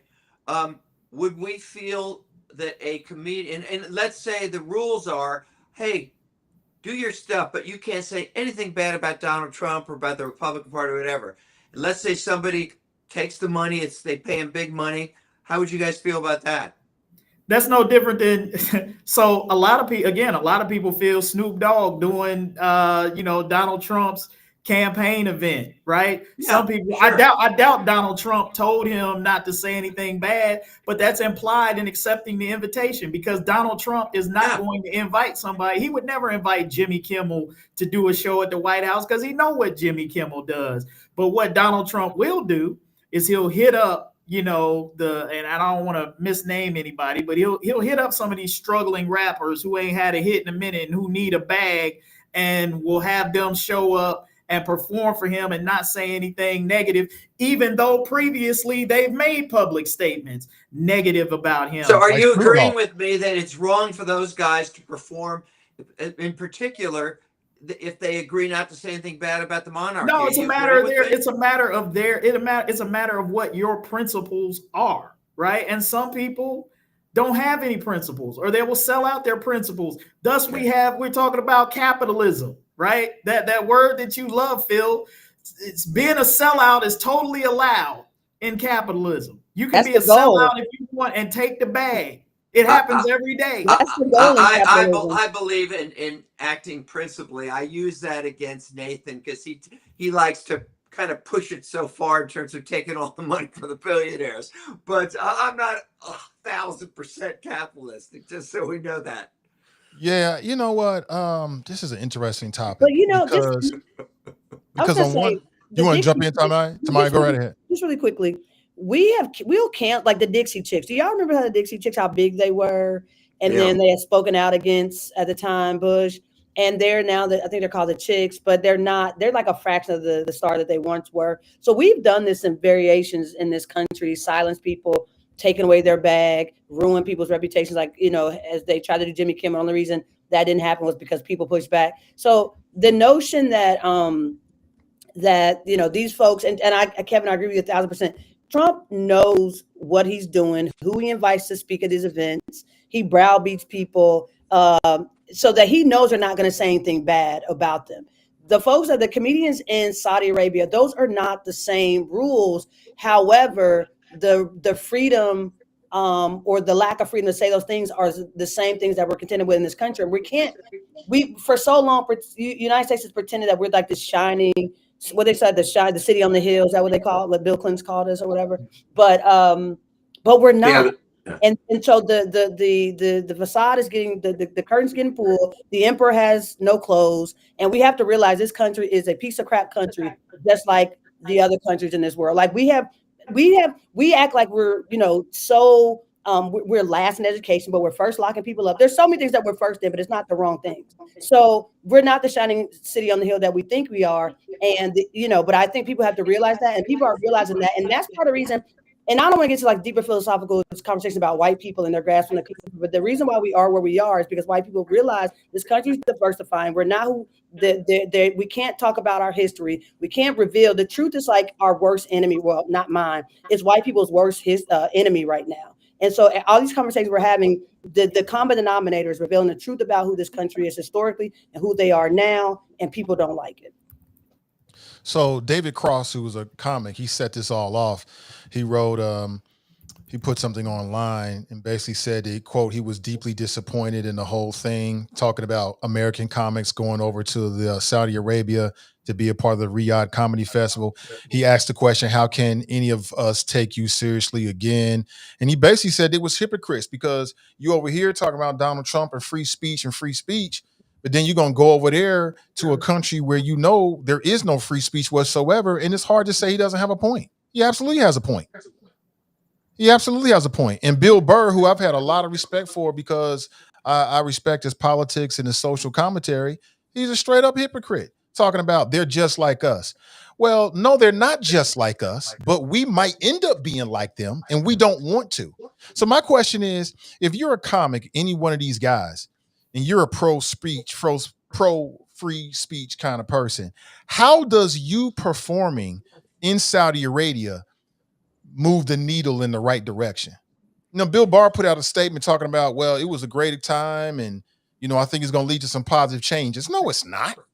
I don't give a damn about you going there telling no jokes. You don't have no, MBS don't care about you. He paid you to perform. They're going to laugh, have a good time, and you leave. Nothing's going to change because you were there telling jokes unless you had the freedom to joke about and challenge the current regime, which you don't. So it's a complete sellout and they're hypocrites. Now, having said that, I understand. Because, I mean, it's hard for me to tell another person how to make their money from that standpoint. You know, if that's how you're going to make, and I'm sure they threw a boatload of cash out at them. And it might have been something like The Godfather, going to make you an offer you can't refuse, right? They made him an offer they couldn't refuse. So I get it as an individual, as a family man. You're trying to stack as many chicks as possible because you're going to have to build your own apocalyptic bunker. And it takes a lot of money. So I get it. I get it from that standpoint. But I don't want to hear any of them come back here talking about Donald Trump and freedom of speech. You gave that up, buddy. I don't want to hear it. Yeah, because if you're not going to be consistent, if you're not going to be consistent, well said. If you're not going to be consistent around the world, don't come back here talking about that free speech stuff. You gave that up. Yeah, but I get it. You know, money is money, green is green. They throwing a couple mil for you for 20 minutes, 10 mil, 20 mil. Yeah, take the money. I get it. And Nathan, that's what I said. That has been the test. That has been the test of time of one's principles. How much money can you walk away from in support of what you believe? And often there are few people who can walk away from the bag on principle, right? We see this time and again, and those are the people who you respect most, the people who can resist the bag, who can resist the things that are thrown at them and stand up for a principle. That's a rare thing. That's why we tend to celebrate the people who do it, because most people gonna take that bag. They thinking about how it's gonna change their life and their situation, and it's like principles are negotiable, right? For some people, and that's just the hard fact. So I agree with you 100%. Their credibility, anybody who went over there who's a free speech person, their credibility is hurt in that argument, and you got to know that if you're gonna take the bag. Just like as I like to use the Snoop Dogg analogy, when he came out and he said what he said about Donald Trump, and then you turn around and you're performing at his thing, and then you want to try to act like you don't understand why people are coming at you. Like, that's disingenuous. You know why they're coming at you. You know what you said, and you know that you took the bag or you did what you did. That was a violation of the principle or everything that you said. So if you're going to do that, don't be surprised at the smoke you're going to receive, and rightfully so when you come back. Right. Because because you basically betrayed everything that you talked about. So I'm with you on that. But I would have had more respect for Snoop if he just came out and said, I did it for the money. I need the bag, y'all. Okay. Well, Pete Davidson said that in the quote, by the way. He did. Say that. Pete Davidson did say that. I still don't respect him. But look at Dave Chappelle. Here's what he did. So when he went, he used the opportunity to criticize free speech in America. So he still got it in. He couldn't talk about MBS in Saudi Arabia, but he took the platform and the opportunity to point a finger as to what is happening in the United States. to me, I'm thinking he carved out a little space for him to help out the motherland. What do you think? Maybe he's worse. Maybe he's the worst of all of them in that way. I mean, he didn't have the guts to criticize the people that were paying him, so now he's going to use that to criticize the U.S. I mean, it doesn't impress me at all. Not impressed. What about you, Tamaya? Kevin, not impressed? I still think the greatest message, if that's your point, is not to go. You know, the greatest voice that you can give is to say, no, I'm not going to go over there, because exactly what we're seeing in Saudi Arabia is exactly what we need to be concerned about, you know, here in the United States. It's like, how can you be critical of money interests going along with Trump here and not doing the right thing, and then go take the bag over in Saudi Arabia where you know they're doing far worse over there in terms of human rights than what's happening here? I agree. I think there's just some consistency. If that's going to be the mountain that you're going to live and die on, I think it is hard to be critical of what's going on here when you're going and accept and critical of those who, you know, are going along with Trump for their pockets. It's hard to hold that when you fill in your pockets with taking money from a regime and filling your pockets that's doing worse things. I just don't. So I liken this conversation, not to reduce it totally, but I liken this conversation to like shopping at Walmart and Target. Okay. So like they are both like, I think, just unscrupulous companies. Walmart has been unscrupulous for a long time. We know they're a terrible company relative to like organizing their employees, unions, wages, conditions. They're deplorable. They've always been deplorable. Convenient and cheap, but deplorable. And then you have Target, who Target was like, you know, we have all these jokes about what it looks like when you shop at Walmart as opposed to like Target. So like even economically, like we make characterizations of both stores. But then like Target, like we're boycotting Target like very vocally and outwardly, but we're not like boycotting Walmart, even though Walmart's probably honest to goodness, probably a crappier organization. I'm really cleaning up my language for you today, Nathan, because I do have a potty mouth. So they have like a crappy organization. So it's like trying to people rationalize like, well, I shop at Walmart because, you know, they didn't play in my face, and Target, you know, played in my face, but they're both crappy organizations. Both countries are crappy. I'm gonna be clear. And so you can rationalize how you want to shop at either place or how, you know, doing a show at either spot. But so you're saying no comedian should ever perform in this country? No, that's not what I'm saying. I'm saying both places, because both places are terrible. That's where I'm trying to make the comparison. They're both, and I'm talking, yeah, they're not, they're just not like they're. But what's your solution? Are you saying there's no problem with them performing there because they're performing here? There's no difference in the two countries? I personally make no qualms if that's what you're asking me about somebody performing in Saudi Arabia. I do not. Just because. Even with the restriction that they can't say anything about the monarchy or the government. There's restrictions. There's unsaid implied restrictions here. Come on. Now, come on. If you watch Jimmy Kimmel and you watch Stephen Colbert, which I watch on YouTube every night, believe me, I actually admire those guys because they obviously feel very, very terrible about what Trump's doing, and they're on him every single night. So I think there's a difference there between that and Saudi Arabia.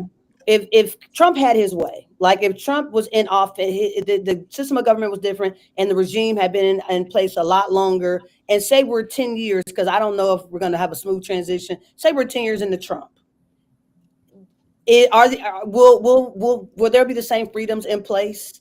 Oh, he's trying to take them away. That's why he used the FCC to get those guys off the air. But it's only by circumstance and conditions that we're not in this place right now. I would say in 10 years, if Trump had his way, if he keeps weaponizing the Supreme Court, if he keeps doing the things that they're doing, we're going to be in the same place. No, I don't disagree with that. I don't disagree with that. So are we arguing? Are we debating now versus like what should be or what could be? Because I really think that's where if right now we're in. I think what we're saying is that that thing that went on over there was put on by the royal, whatever the hell his name is. This wasn't just some private concert guy. It was the government of a very cruel regime that tortures people, that murdered that Khashoggi guy, all that kind of stuff. Okay, I equate it to, if, like I said, if Donald Trump had a little comedy festival in the White House or whatever, I would feel I don't think anybody should perform in that. Certainly, those guys who some of you mentioned, like Burr or whoever, who are supposedly free speech advocates, if they were to take a lot of money and perform for Donald Trump, I'd say the same thing. You're a total hypocrite. Well, let me say this. I think there's a difference, and I think this needs to be said in terms of what Tamaya is saying. Is I think there's a difference between what we are as a country. Certainly not perfect, certainly not innocent, bad history, versus what Saudi Arabia is and has been. And they're not the same.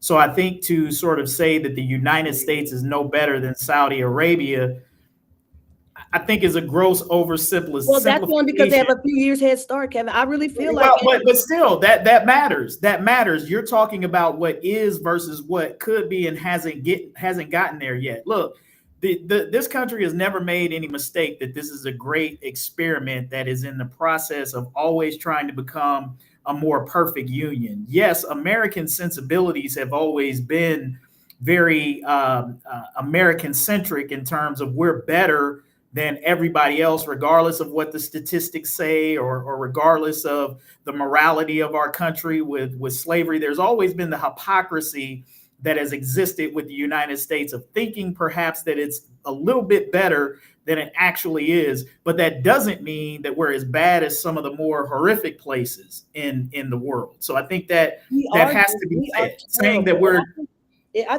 not what we intended or not what we could be isn't the same as saying that you're North Korea, that you are Saudi Arabia. That's I can't sit here in good conscience and allow that to go unchallenged because it's just not true.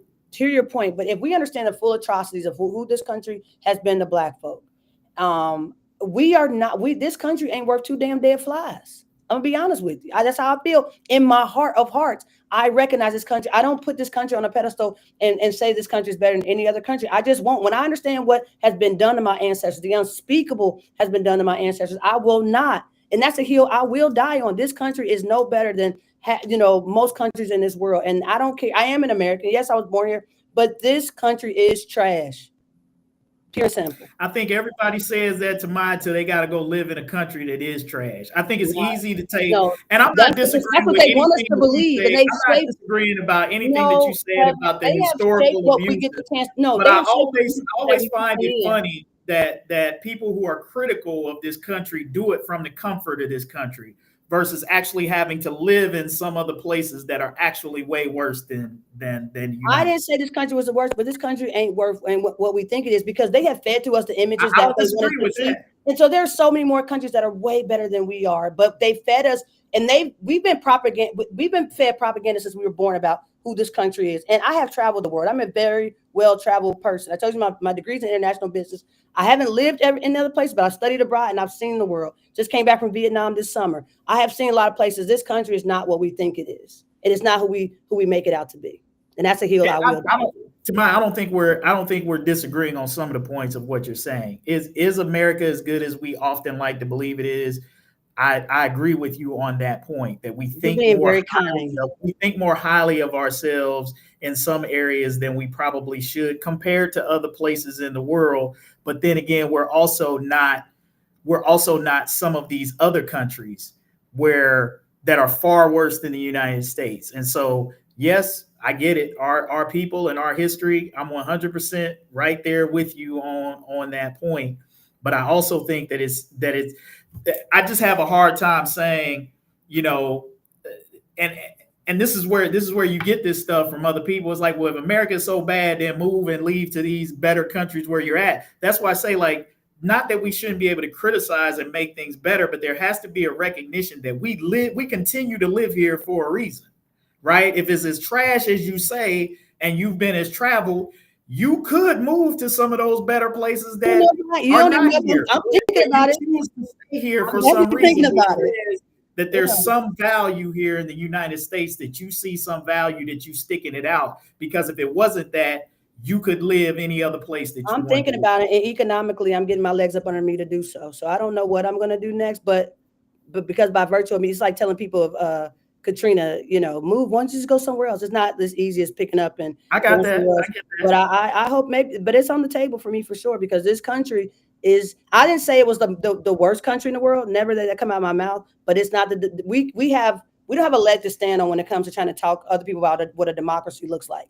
And we never have, and we most certainly do not get to do it right now. Immigrants try to get, I see you, Terrence. The immigrants try to get, I didn't say it was the worst country in the world. A lot of people are, fleeing, there's asylum seekers. There's all kind of people who are coming to get here. In the same way that when I'm abroad, there's so many expats that live throughout the world. So I didn't say this was the worst country, but I am also going to be less critical to say what another country is doing or how bad they are compared to what we're doing. We are doing the unspeakable to this day, right now.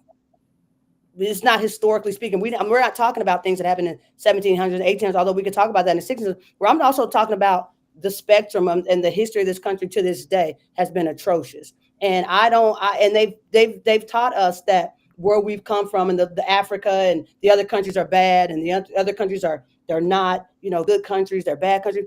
No, this is all propaganda.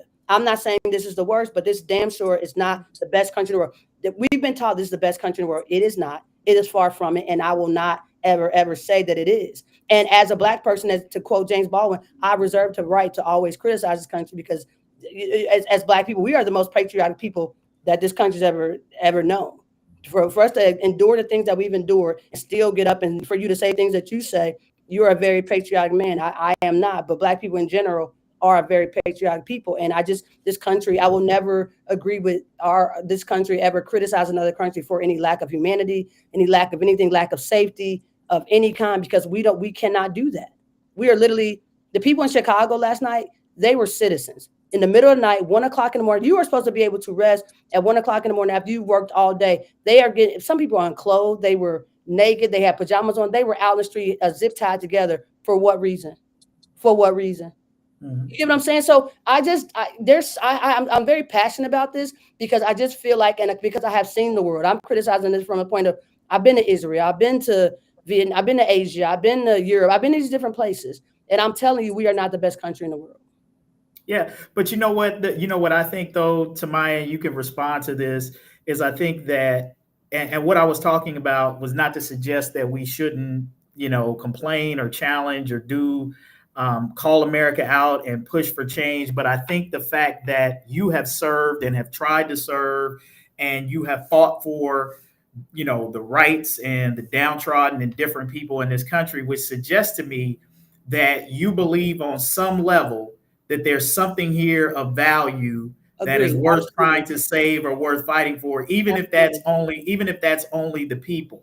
No, I agree. And so what I would say for that is that, and I get what you're saying. I don't think that there is a wide gap between what we're saying. I hear you saying, you're saying that America's not the worst, it's not as good as a lot of people think it is. I agree with that statement. I think there's a lot of work yet to be done so that America can live up to the principles that it espouses in the Constitution and the Declaration of Independence and all of these historic documents that we love to romanticize in this country. We're still a lot of work that needs to happen there to make that right.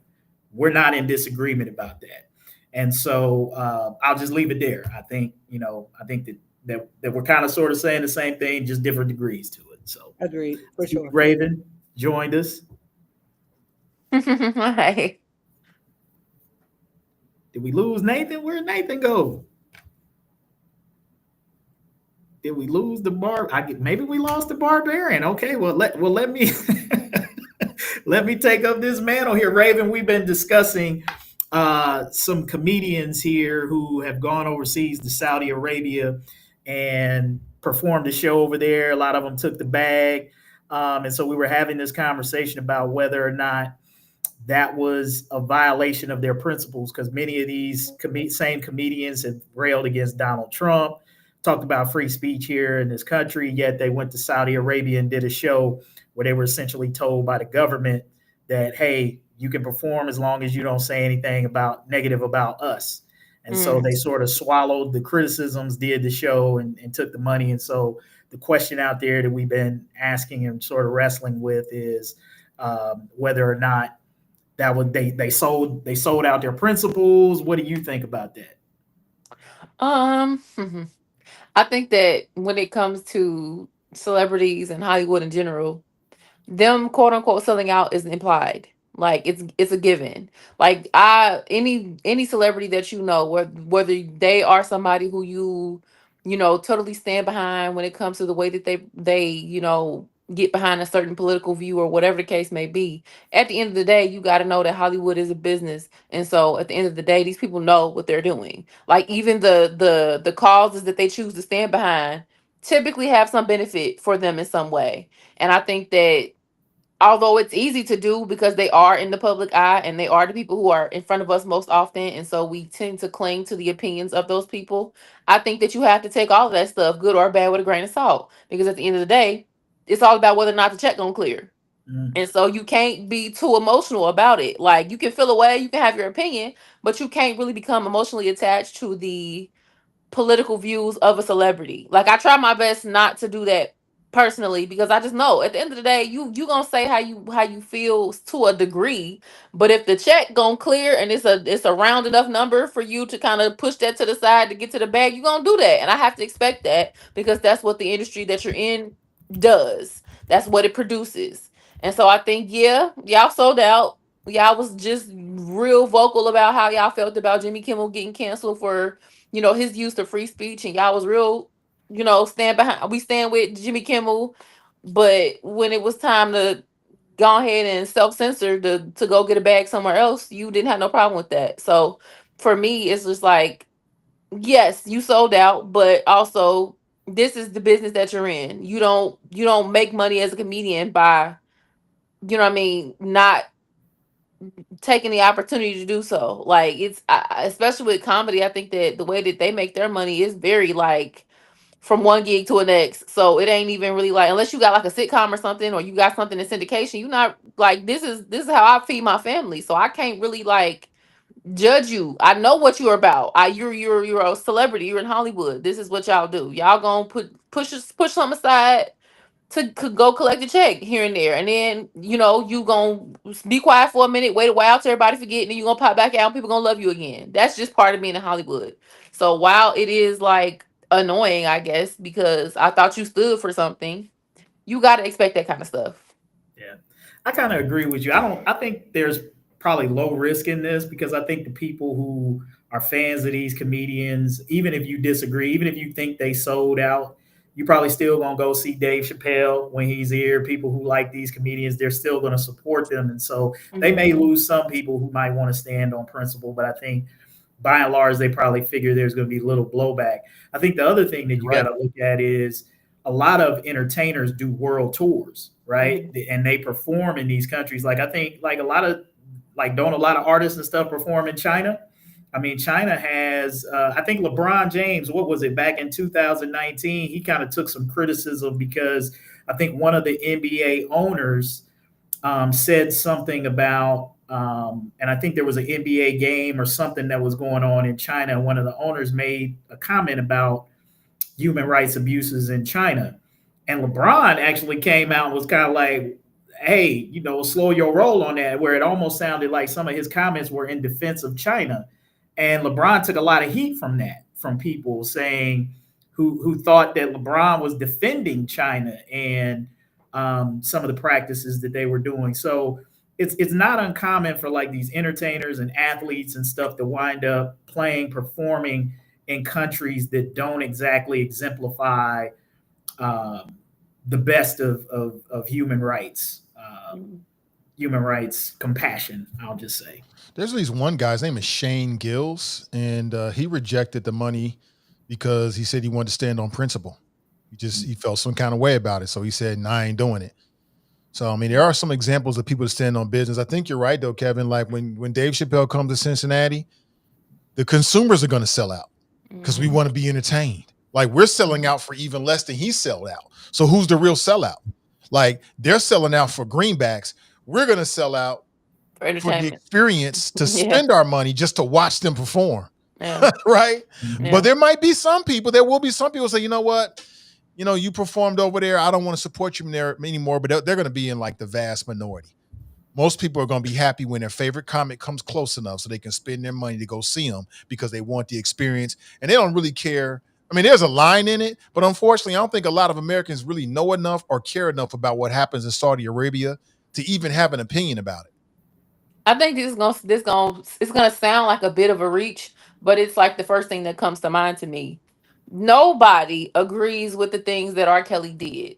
Nobody can sit up here and say that it was okay for him to do any of the things that he did to those young ladies. You can feel how you want to feel about the parents' involvement in it or the girls' involvement in it, but at the end of the day, nobody is condoning anything R. Kelly has done, has been, and I won't say alleged because he's been convicted. So anything that he's been convicted of, none of us would sit here and agree with any of that. However, you gonna hear some R. Kelly at somebody's family get together, at somebody's party, at some maybe not at everybody's, but there are still people who have no qualms with still continuing to listen to his music and to pop in that in the closet DVD and get their chuckles off. Like, you're not gonna convince everybody to, that phrase, separate the art from the artist. Right. Sometimes you just kind of make a choice as a consumer. Hey, I don't like what you stand for. I don't like some of your behavior. I don't like some of the things that you said or the views that you've expressed.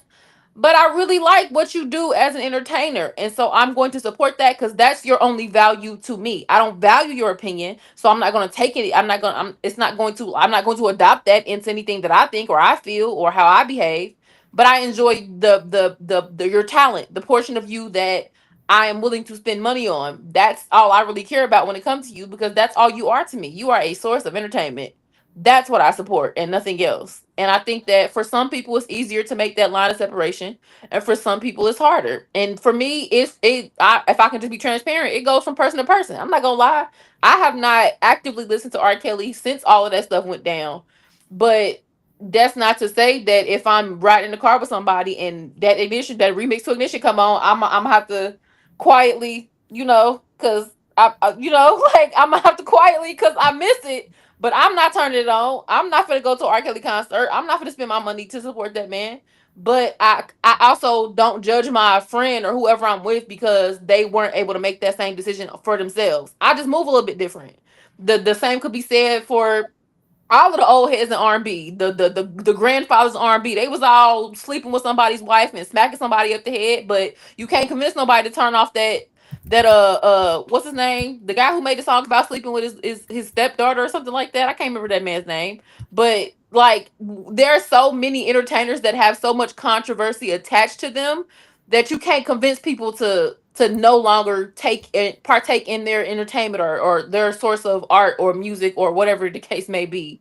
It just depends on the person, and we cannot be so obsessed with somebody else's personal views and opinions and politics that don't have any effect on our personal lives.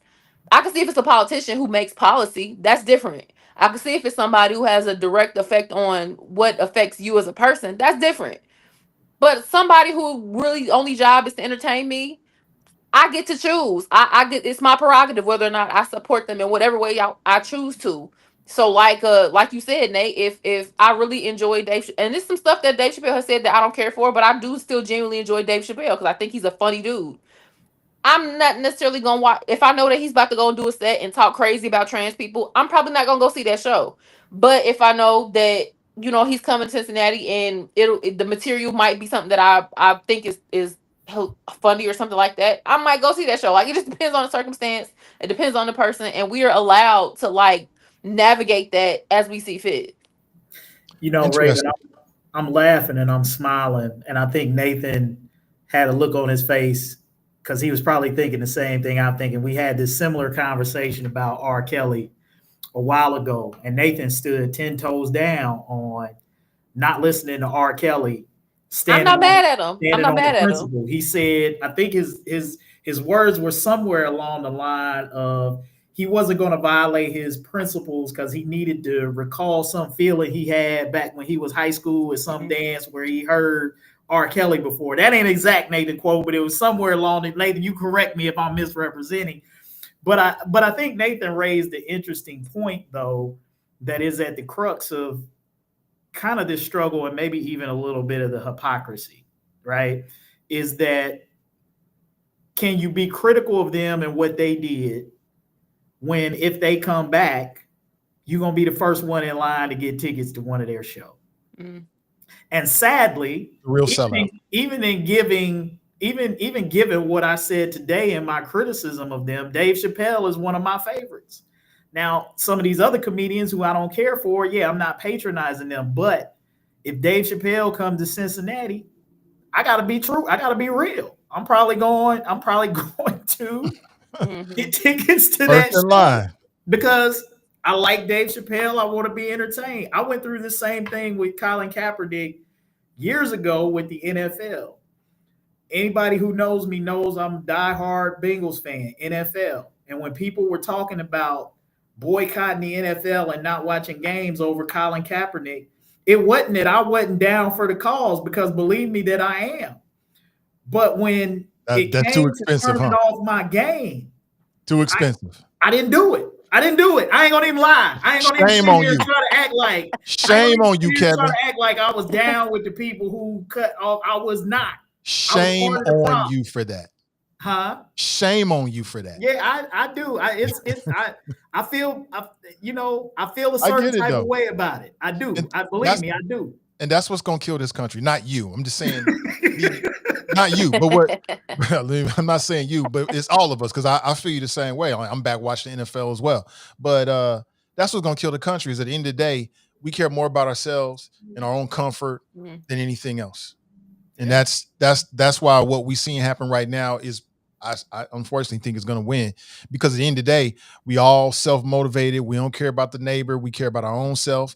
And that's a hard thing to fight against, when people are at the end of the day going to say, hey, I'm entertained.